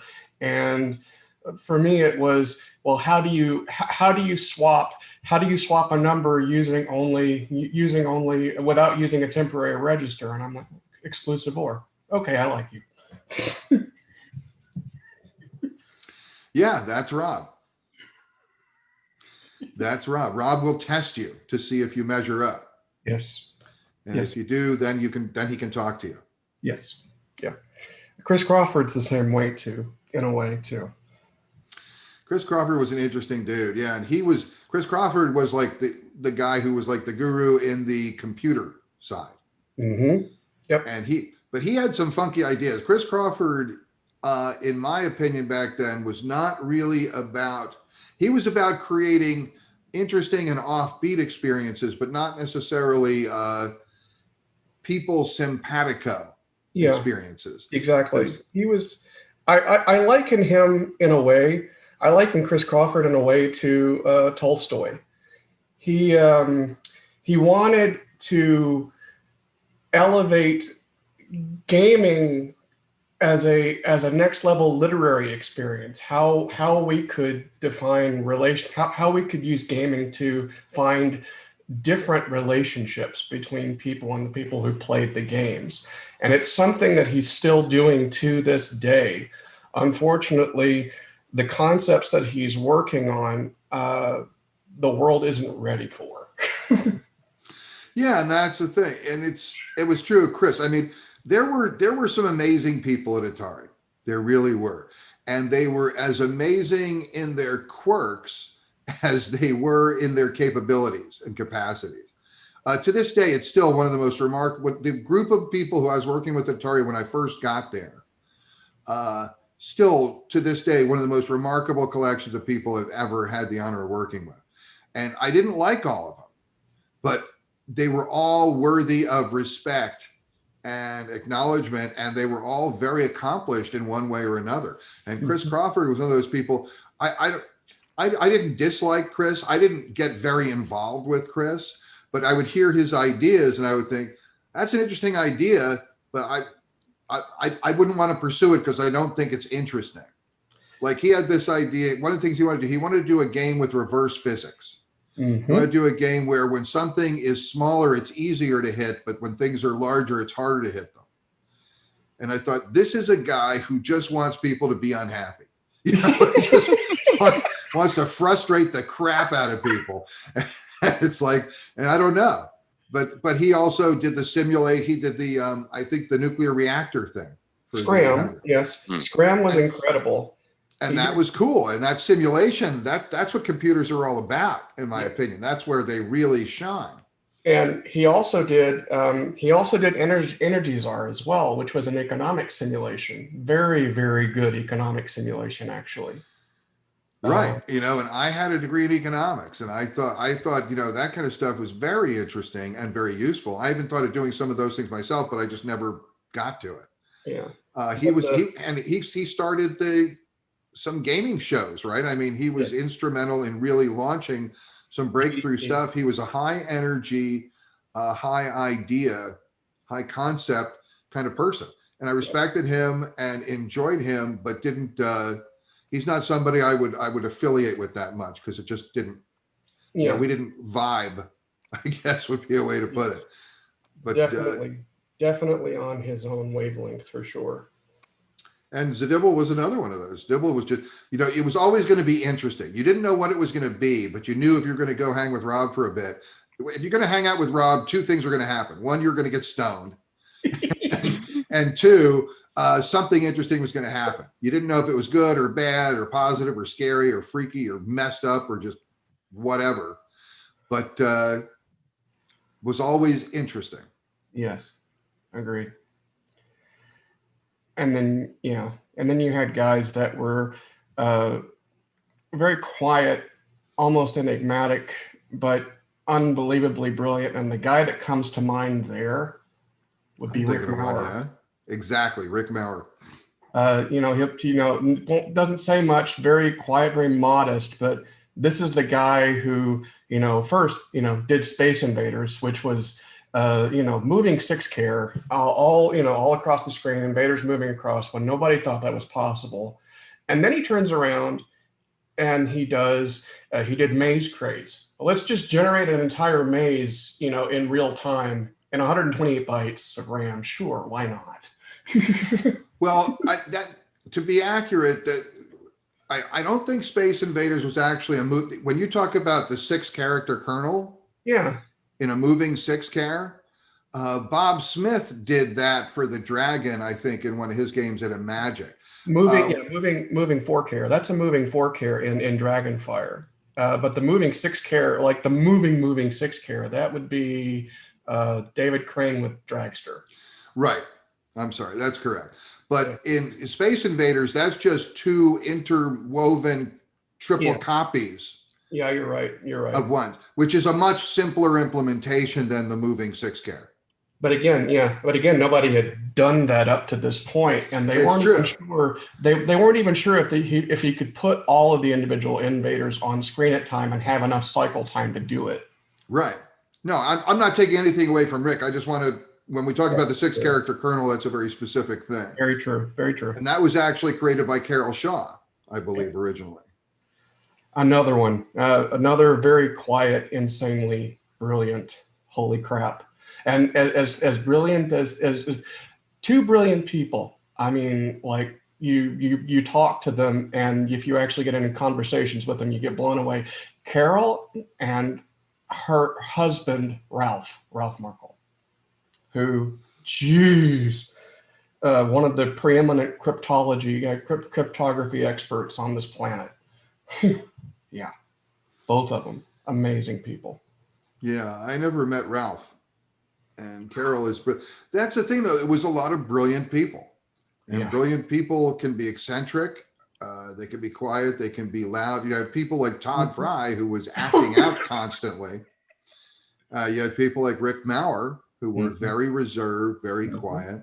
You had some people who did a lot of talking, but it was mostly to themselves. Yes. You know, it's like they would be constantly talking, but they weren't interacting with you. You know, they're just no. I do that too. You're working things out. You're working things out. It's just, you know. Yeah, for some, I do that at times also. I don't try to not make a habit of it, but it's yeah. Some people need to hear their thoughts out loud to really register and work with it. I do. Yeah, that's me in a nutshell. Yeah, and that's cool. But it was just such an amazing crew. The people were so interesting. And like I said, you didn't have to like them to appreciate them. Yeah. But they were all special in some way. And also everybody there was a pretty good programmer to start with, but they also had something else. They all had some other profound talent besides programming. Yep. A lot of artistic bent. Yes. Very interesting. Very interesting crew. Mm-hmm. Wacky people. I'm actually kind of curious. How did you make the leap into wetware? You're like, okay, I've done software development for embedded systems. I've done microprocessor software development. Now I'm going to go work on brains. Well, the key is brains. Yeah. See, a lot of people think the jump from programmer to therapist is really unusual or an odd skill set match. But I see it as very natural, right? The way I see it is that programmers and therapists were all systems analysts, right? It's just that I moved on to a more sophisticated hardware in the human brain. And God knows all of us software engineers deeply need psychological help. Let me tell you, I mean, there's a lot of engineers that do need some therapeutic assistance, and there's a lot of therapists that need to be a little more grounded and get a little more in touch, you know, with some nuts and bolts with things. And so it's very interesting being someone who has a foot in each world. And because it's interesting to see in the tech world, the view, because there are two groups of people that really have a tremendous amount of preconceptions about the other. You know, it's like a lot of programmers see a lot of therapists as just, you know, space cadets, just woo-woo out there people that really it's just ridiculous. And a lot of therapists think every single programmer is on the autism spectrum. It's just automatic. There were times where I would be in group supervisions, right? We're working with a bunch of therapists together, and someone would mention engineer and someone else would go, oh, Asperger's. And so I would say sometimes, you know, I don't think you know your Asperger's from a hole in the ground. So I like that kind of stuff. But there's a prejudice on both sides. There is, and that needs to be broken down. And thank you for trying to build a bridge between those two worlds. That's my crusade. Yep. Speaking of which, do you have any slots open? I always have slots open. I charge a lot of money, so that way it makes sure there's always openings in my schedule. Okay. But for California residents, I can work with California residents. Oh, too bad. Okay. All right. I can do coaching with anyone in the world, but in terms of doing therapy, I'm only licensed to work. I'm currently licensed to work with California residents and Utah residents. Okay. Okay. Noted. Speaking about the future, what we have some subjects I'd like to address. For example, we have my colleague from Punk Pirates. It's a company from Warsaw, from Poland, and they are doing VR games. What is your point of view about VR games, art in the VR, and maybe Yar's Revenge sequel in the VR? That's an interesting take. Yeah, I think VR is huge. I think it's very important. I think it's a wonderful entertainment medium. VR has one. I mean, I've played some with VR and looked at it. There's one thing. It's your brain needs to adapt to VR, right? Because there's aspects of the idea that I really can believe. All my senses are getting the feedback that I'm moving when I'm not really moving. Now, VR, when you're playing in an open space and physically activated and moving around, is very different. That's a lot more positive. But there's a lot of cases where I'm not moving. I'm just moving because I'm manipulating my controller. And I know my body's not moving, but all my senses register I'm moving. And that can be disturbing to my sense of balance, my semicircular canals. I can really want to throw up at some point soon into that experience. And so there's an adaptation that goes on. I think VR is definitely the technology of the future, because immersion is really, I think, a huge aspect of entertainment. I do think, though, that AR, that augmented reality, is bigger than VR.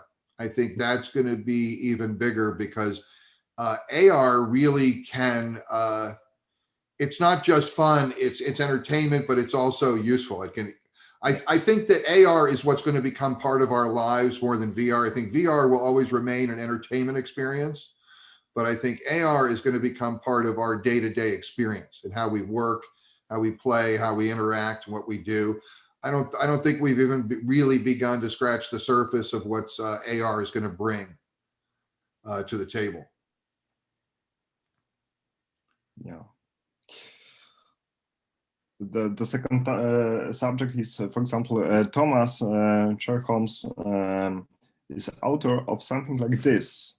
This is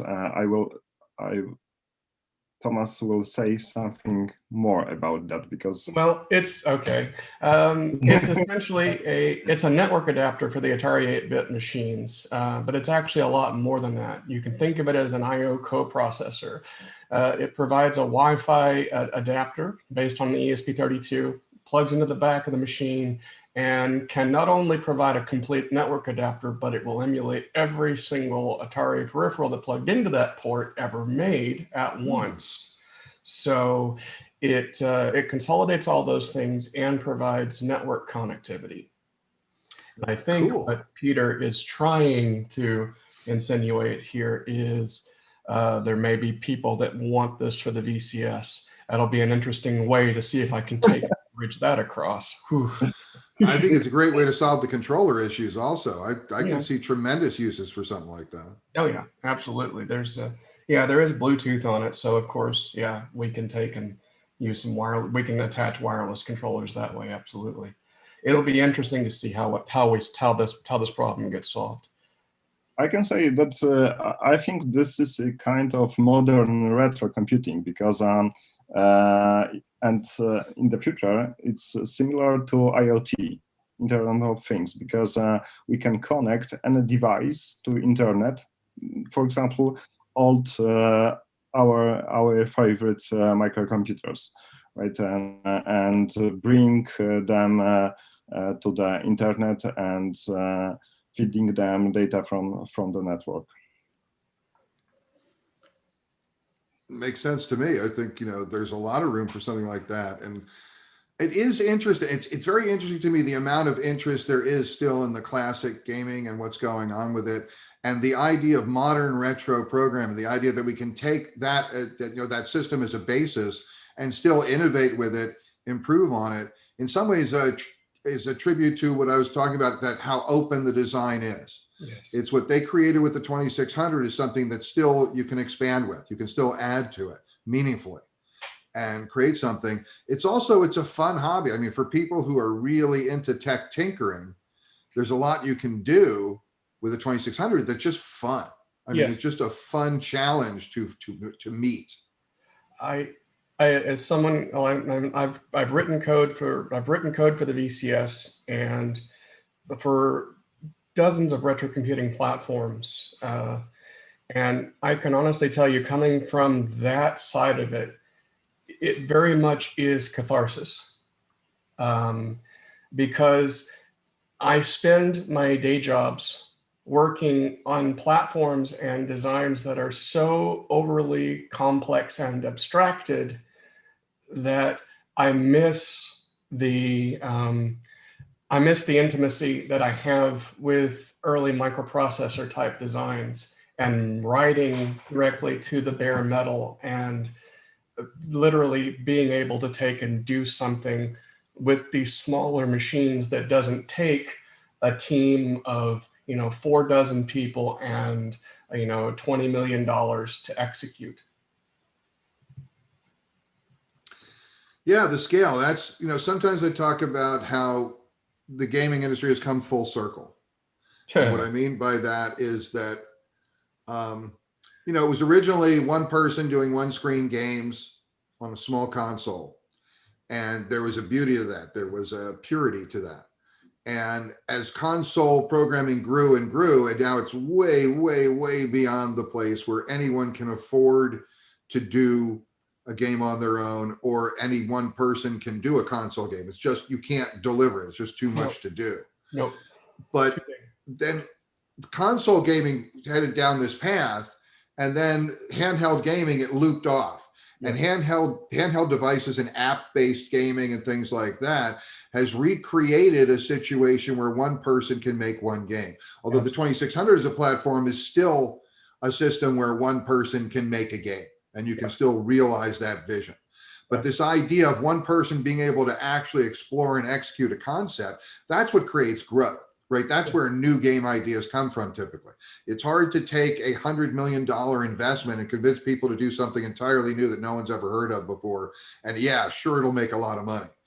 But it's so that ability of it to return to a one person or a very small team to take their idea, whatever it is, and contribute it and see if it grows, if it takes off, if it gets some legs. Yes. That's exciting. That's what was exciting about being on the 2600. I'm really glad to see that return. Yes. In some ways, I feel like I've returned. I've done the same thing. It's like I started off entertaining nerds, right, with my games. Now, as a therapist, I actually make their lives better. So it's like I've also circled back to do that. And so in some ways, my life has mirrored the progression of gaming, which I guess makes sense because gaming has been such an integral part of my life. Fantastic. One thing, if I may, a number of you have seen the book. Do you have any feedback about the book for me? I would really like to know how it's working for you. Well, beyond just enjoying it, first of all, I thought it was a great book, and I'll be honest, I picked it up because I was curious about all things Atari, and of course I always knew your games, and so and I got all that, but the thing that to me was surprising was I wasn't expecting how much I would take away from it beyond that, relevant nuggets of wisdom and and insights into corporate strategy and toxic cultures and just lots of anyway. To me, I was not expecting to take a lot away from it that I guess that's relevant to me and that I can kind of words of wisdom kind of stuff. So I'll just say that that to me, I walked away with a lot more than just kind of Atari history, which that was great too, of course. Thank you. That's really cool. Yeah, I read the book. I liked the book. The documentary in the desert sort of ruined those parts of the book for me because I knew it was coming. Although, yeah, I really liked the book. The one thing that wasn't obvious to me from the book was, and I know you didn't want to write all this down. You may not want to talk about this, but how Star Castle was not compatible with the 2600. What exactly were the design aspects of that would have been challenging?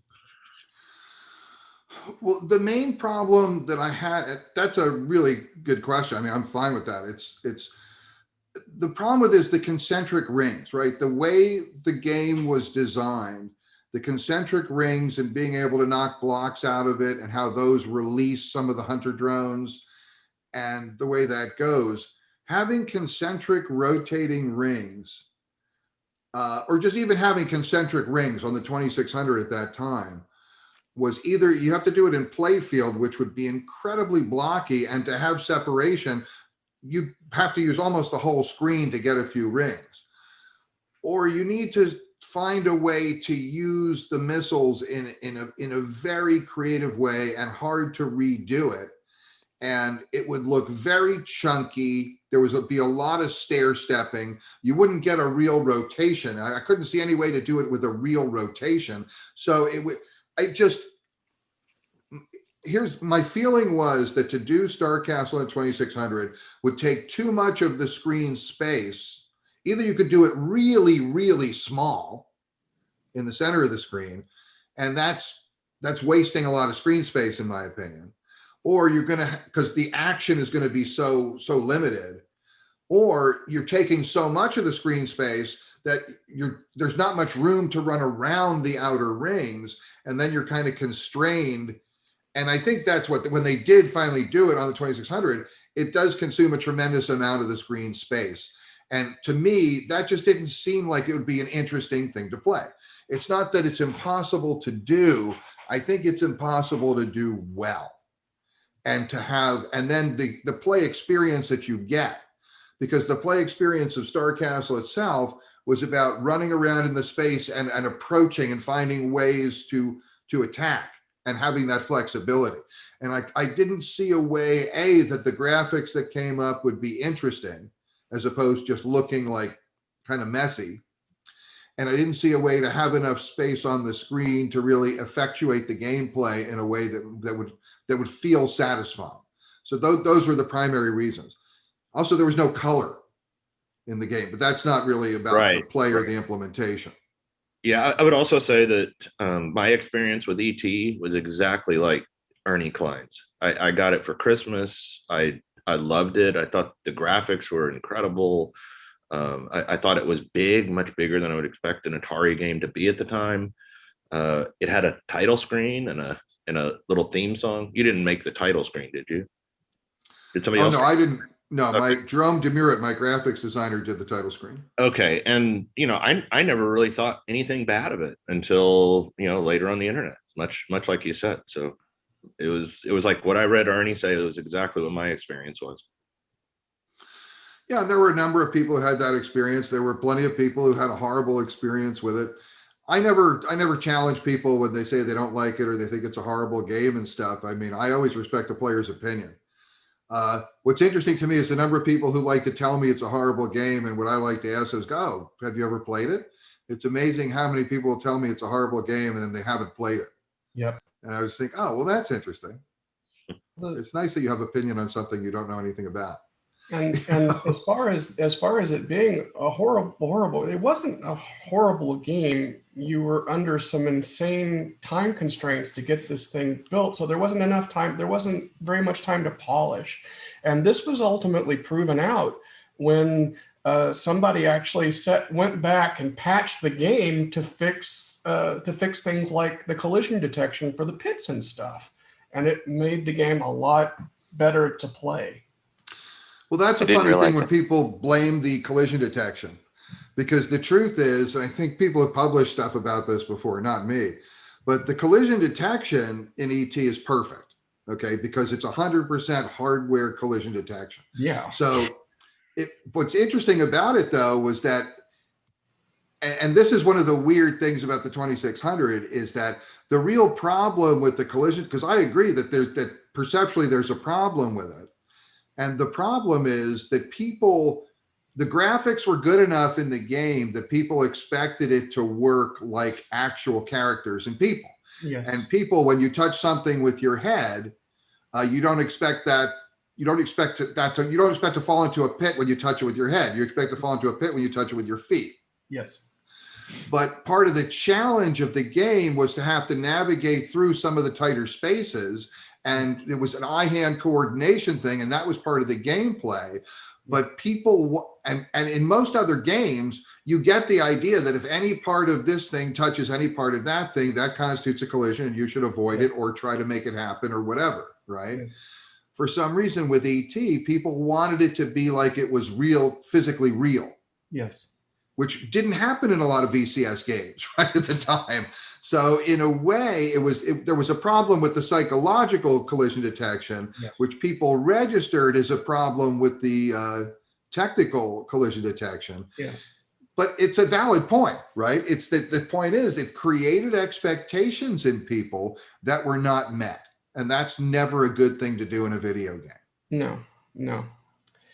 And like I said, honestly, like I said, from a software design perspective, I am amazed that you literally hold yourself up at your house and basically banged this thing out in what, 6 weeks? 5. Yeah. It was 5 weeks from July 27th to August 31st. It was delivered on September 1st. Jesus Christ, man. And that's another thing too. I'm wondering, were you dialing into Atari to take and run the assembly there, or did you have? I had an assembler at home. There was no dialing in. Okay, that was at Atari. That wasn't capability. Well, I was wondering if you were using the PDP-11 that was there in consumer to take and do the assembly or not. That's what we usually did, and it ultimately became a VAX system that was doing the central assembly. Yep. But I also had the capacity to, see, here's the way it went, was that I had the code. I think I was able to assemble locally. Okay. For one thing, but I didn't have like a super computer system. It just, the big computer system that we had where we did the central assembling was a later addition. We had simpler assemblers that were local to the workstations, and one of those was put together where I was. I came back to coordinate the code with Atari and put it in the Atari code base. Yeah. So every few days, I would come back to Atari and update my listing, because I had to refresh my listings occasionally, and update the code in the code base so it was backed up and all that stuff was going on. But yeah, it was an intense 5 weeks. It was just a really, really intense 5 weeks. And as far as I was concerned, it was a great success, not in the sense of, people loving the game, but in the sense that, I was able, you can say a lot of things about ET, but I think it is a graphically reasonable and complete VCS game. Yep. What it was missing, right, was time for reflection and tuning and more feedback and stuff. That time just wasn't there. So what I like to say sometimes, that the problem with ET is that I delivered 100% of my design concept, because the game that you see in ET that I delivered is nearly exactly the game that I proposed to Spielberg a day and a half after I found out I was going to do the game. Yep. And all that stuff is detailed very specifically and elaborately in the book, for sure. Yeah, that should have come with a spoiler alert for your book. No, it's yeah, and I completely understand the frustration of realizing 100% of your vision. The last game that I did for the VCS was dodgeball, and I literally I realized 100% of the game, and by the time I had finished implementing the game, I realized yeah, it wasn't that fun to play. Ironically, that was another thing that Rob Zadibble and I chuckled about, because I told him, oh, by the way, I finally implemented Rock Fight. That was Rob's classic thing, yeah, from the marketing suggestions. Classic. Yeah, so. Yeah, there's a lot of spoilers for the book. I mean, a lot of people know most of the stories to some degree. They just haven't heard me tell them. And, but it's the people read the book. Have you enjoyed the book? Yeah, the thing that hit me when I read it was it made me remember all kinds of things that have happened in my career that I never even think about anymore, and just, you know, draw parallels. Of course, there was no MRB or hot tub parties and stuff like that. But, you know, I worked for startups and things like that in my career. And so it really made me think about things, and I enjoyed reading it. Thank you. I really appreciate that. I like even the first chapter 0. It's excellent, right? It's excellent. Yeah, the book starts on page 0, and there's a chapter 0. I did that as a tribute to all of us. Excellent. A lot of people won't get that, but I thought that was really important to do. Absolutely. And, you know, and on some, you know, chapter 0 is only 1 page long, and technically that's page 0. Yep. So for some people that has meaning, for some people it doesn't, but there's a lot of hidden meanings in the book here and there. The crowning bit would have been if you had made chapter 0 exactly 256 words long. Or characters. It probably is in the vicinity of 256 characters, but it's probably more. That would have been a cool intention. I did not do that. That's a great idea, though. So I don't know. I haven't taken a character count of what that is, because you know, chapter 0 is just a quote. It's a quote from yeah. It's a quote from Ayn Rand. Yeah. Right. You can ignore reality, but you cannot ignore the consequences of ignoring reality, which is the theme of the book. Yeah, in a lot of ways. And I think it's a great statement. There's not a lot of things I would necessarily agree with Ayn Rand about, but I think that is a brilliant, brilliant quote. Yeah. And summarizes so much. So yeah, but for example, even this quote is usable in these pandemic times, because a lot of people don't want to do vaccination. And I said, now you can ignore reality, but you cannot ignore consequences of ignoring reality. I agree completely. One thing I did just find out about the book is that it looks like I'm actually going to be there's going to be a Polish translation of the book. Yeah. Just entering into a contract with that. So it's going to be a Polish publisher who's going to put out the book in Poland. You know, I waited about 3 months, and when the day before I received this book, Amazon entered Poland, and right now it's possible to buy it from Amazon, Polish division of Amazon. So the time is about 2 days. And during our meeting, my friend asked me when he can buy it. So I wrote him that he can buy it in Amazon right now. So, but it will be great if it will be in a Polish translation, of course. I had a lot of fun reading this book because 20 years ago I had a company we produced games, casual games in Polish portals, about 1 million users playing Scrabble. We had a license from Mattel and from chess, checkers, etc. And I fully agree that, for example, you mentioned about Tetris, and that Tetris is kind of a game like chess, but in the digital world, right? Because it's very simple, and it can be on any device almost. And right now we can play. In next 10 years we can play it and have fun also. Yeah, and that goes to the. Go ahead. But this is kind of because right now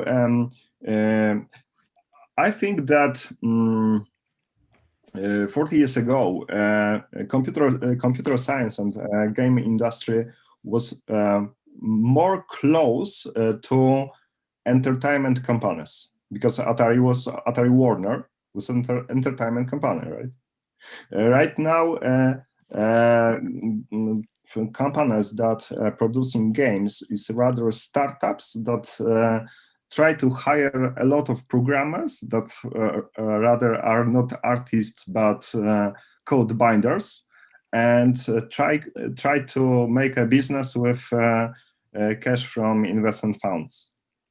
So that's why we have a lot of games that maybe they have a nice design of graphics, but there is a lack of game design inside. I agree completely. I mean, that's the thing. It's easier to do technical improvement than it is to do design improvement, because design improvement requires pure inspiration, right? Yeah. Technology, there's always a way to lever to know that it's going to move forward. And it's just, it's an interesting anomaly. When it comes to game design, the way I think of a game is, I have a fairly abstract take on it, but the idea, to me, a game is a combination. It's like a vector space. And what it is the rules of the games are the vectors. So you want games that have few rules, but generate a huge game space. That's what makes a great game to me. Mm-hmm. And chess, Go, those are great examples. Right. A counter example is like tic-tac-toe. Tic-tac-toe is a very simple game, but it doesn't generate a lot of possibilities, right? There aren't that many ways you can play tic-tac-toe. And so the game resolves too quickly and it's not interesting. It doesn't last. And, but something like chess, very simple rules, a very simple play space, but it generates this incredible amount of possibilities, and that to me is a great game. Having, Nolan would say easy to learn, tough to master, and that's what I say is few rules with a huge game space, a huge space of game possibilities. And anytime you can make the rules simpler and increase the game possibilities, the meaningful game possibilities, I think that's good game design. Yeah, that's right. I had a meeting 20 years ago. I had a meeting when I had a DAS game company. I had a meeting with casino man from Warsaw Casino, and I asked him what will be the best game for people. How to write it, or what will be the most playable game, and he said simple and for the money. Yeah, and casino, that's perfect. Yeah. So I'm starting to turn into a pumpkin, so I'm gonna have to get rolling pretty soon. Hey Howard, one last thing. I like I said, when I read the book, I was kind of surprised to take away a lot beyond just the Atari and that side of the background. I did buy your Inspired Therapist also. I have not had a chance to even start it yet, but what can maybe I expect? I know it'll be a completely different focus and subject matter, obviously, but what you're going to find in Inspired Therapist is you're going to find more of the kind of stuff you were surprised to find in Once Upon Atari. The things that weren't about gaming were about life. you know, like with Yar's Revenge or any of my games, I try to put a tremendous amount of stuff in it in a variety of different ways. One of the big problems that people have with me is people who want to put me in a box get very frustrated with me because I don't really fit in one box. I do a lot of different things. That's why, you know, I be a game programmer, do all kinds of technical programming, but also I've written books, taught, lectured, and you know, and now I'm a therapist. I like to do a lot of different things. I like to take a basic skill set and leverage it in a lot of different ways. And so, you know, the book is about Atari and my time at Atari. It's also about nerd culture, you know, geeks like us. You know, it's basically what that's like. It's about the conflict that people who don't understand programmers have when they deal with programmers, because it's about programmer brain. There are life lessons. There's just a lot of stuff that I put into it, because when I start to talk with something, and you've probably seen it here today, I start talking about one thing and that leads to the next thing and the next thing. And I sort of let that roll in the book. And so it touches on a lot of different things, but you can't say, here's a book about everything. It doesn't make any sense. And so, but there's a lot more, I think there's a lot more depth to Once Upon Atari than most people are going to think just from thinking, oh, it's an Atari book, which it is, but it's more. But Inspired Therapist is about my journey from really starting substantially along the path to becoming a therapist, going through everything it took for me to become a therapist. But it's about, you know, like sometimes you get the aha moments where switches close and you realize something and things start to make sense and they come together. It's about a lot of those moments for me in becoming a therapist, which is about gaining understanding of people, about how people work. The truth is, as a therapist, I operate very much like an engineer. Okay, that's the way I approach therapy. It's that I look at everyone as having their own operating system, right? It's just that no two people really have the same operating systems. Everyone's got a unique OS, but within each person, I believe they're like, the way I put it is that whatever someone does makes sense to them. You know, from the nicest people you meet to serial killers, everything everyone does makes perfect sense to them.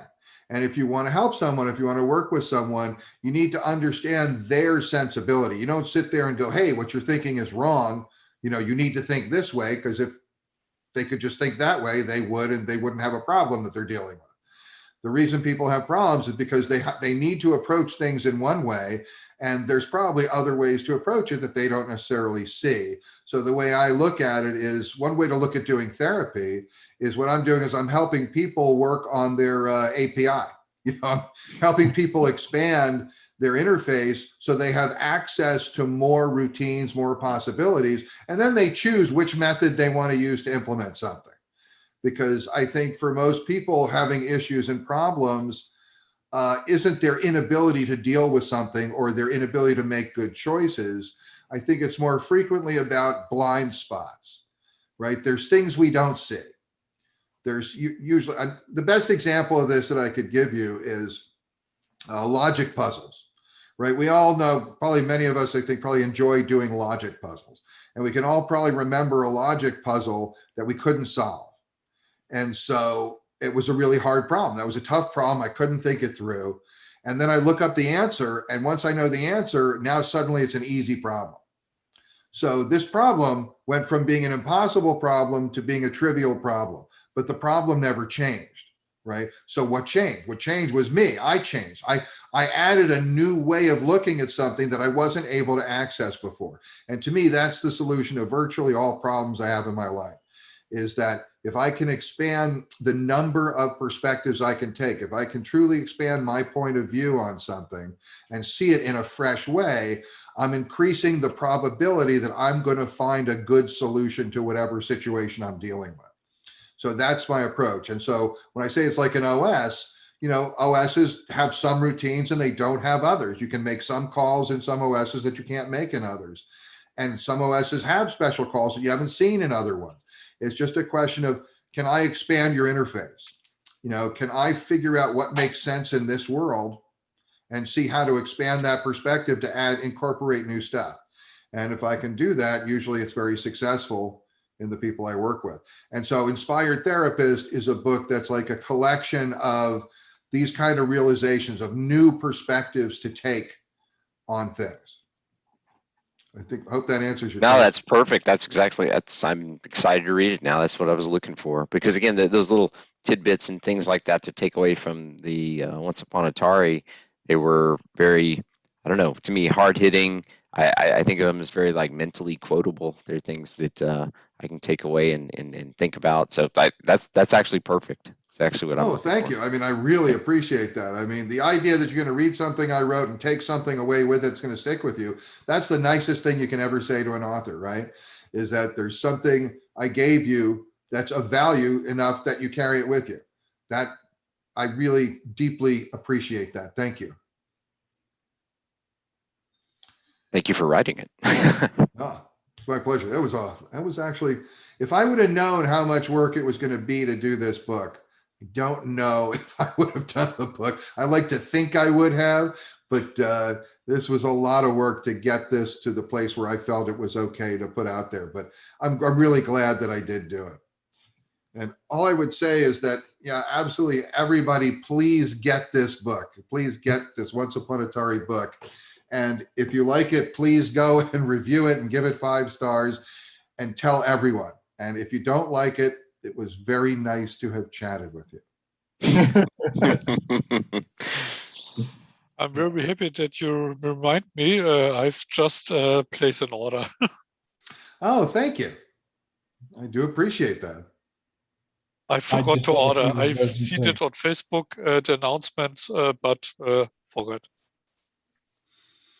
Excellent. Steve? I just got the Kindle version too. Oh, excellent. You know, that's just as good as the other version, only you don't have to do as much page turning. Yeah, it's lighter to carry too. Much more so.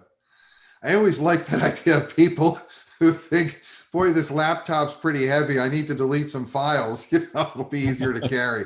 Well, I like that. That always cracks me up. I have that retro one. The classic.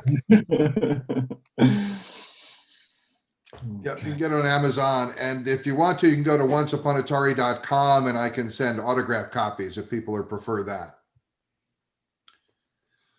But I really enjoyed chatting with all of you. I hope this has been entertaining for you, but I certainly enjoyed it and I very much appreciate the invite.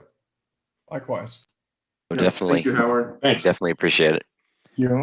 Thank you for accepting our invitation. And I hope many of us have a book, and or if not, we'll have it soon. Please, I'm sure we could do it again sometime. I'd be happy to return sometime. This was a lot of fun. Awesome. And so take care. I'm going to roll. I have to meet my husbandly obligations now. So it's time to get to the honeydew list. Exactly. Same. Take care, everybody. Take care. Thanks, everyone. All right. Bye-bye. Bye-bye.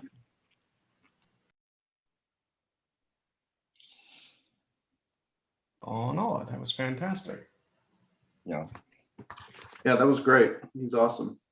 That was fun.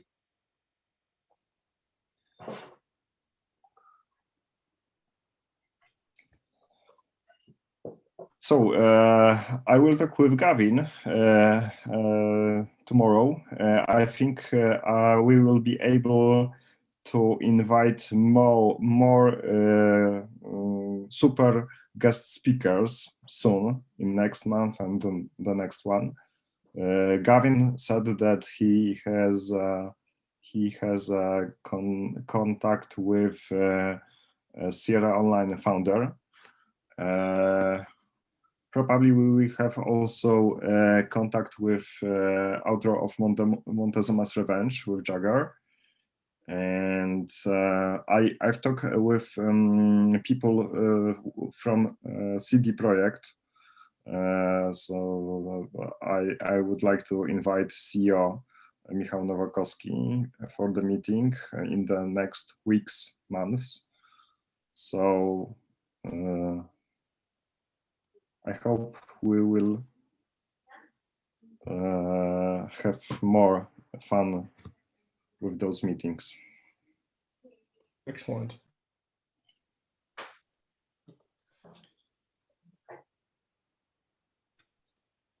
So, any current topics right now we have also to discuss?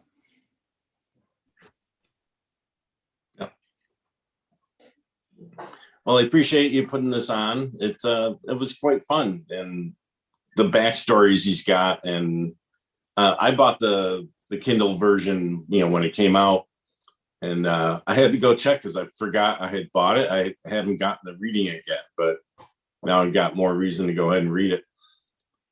So I look forward to the other ones. I've got to go get some stuff done today as well. So thank you for hosting this, and I'll catch you guys next time. Yep. I have to go too. Okay, thank you guys, and we finished this meeting right now, right? Yep.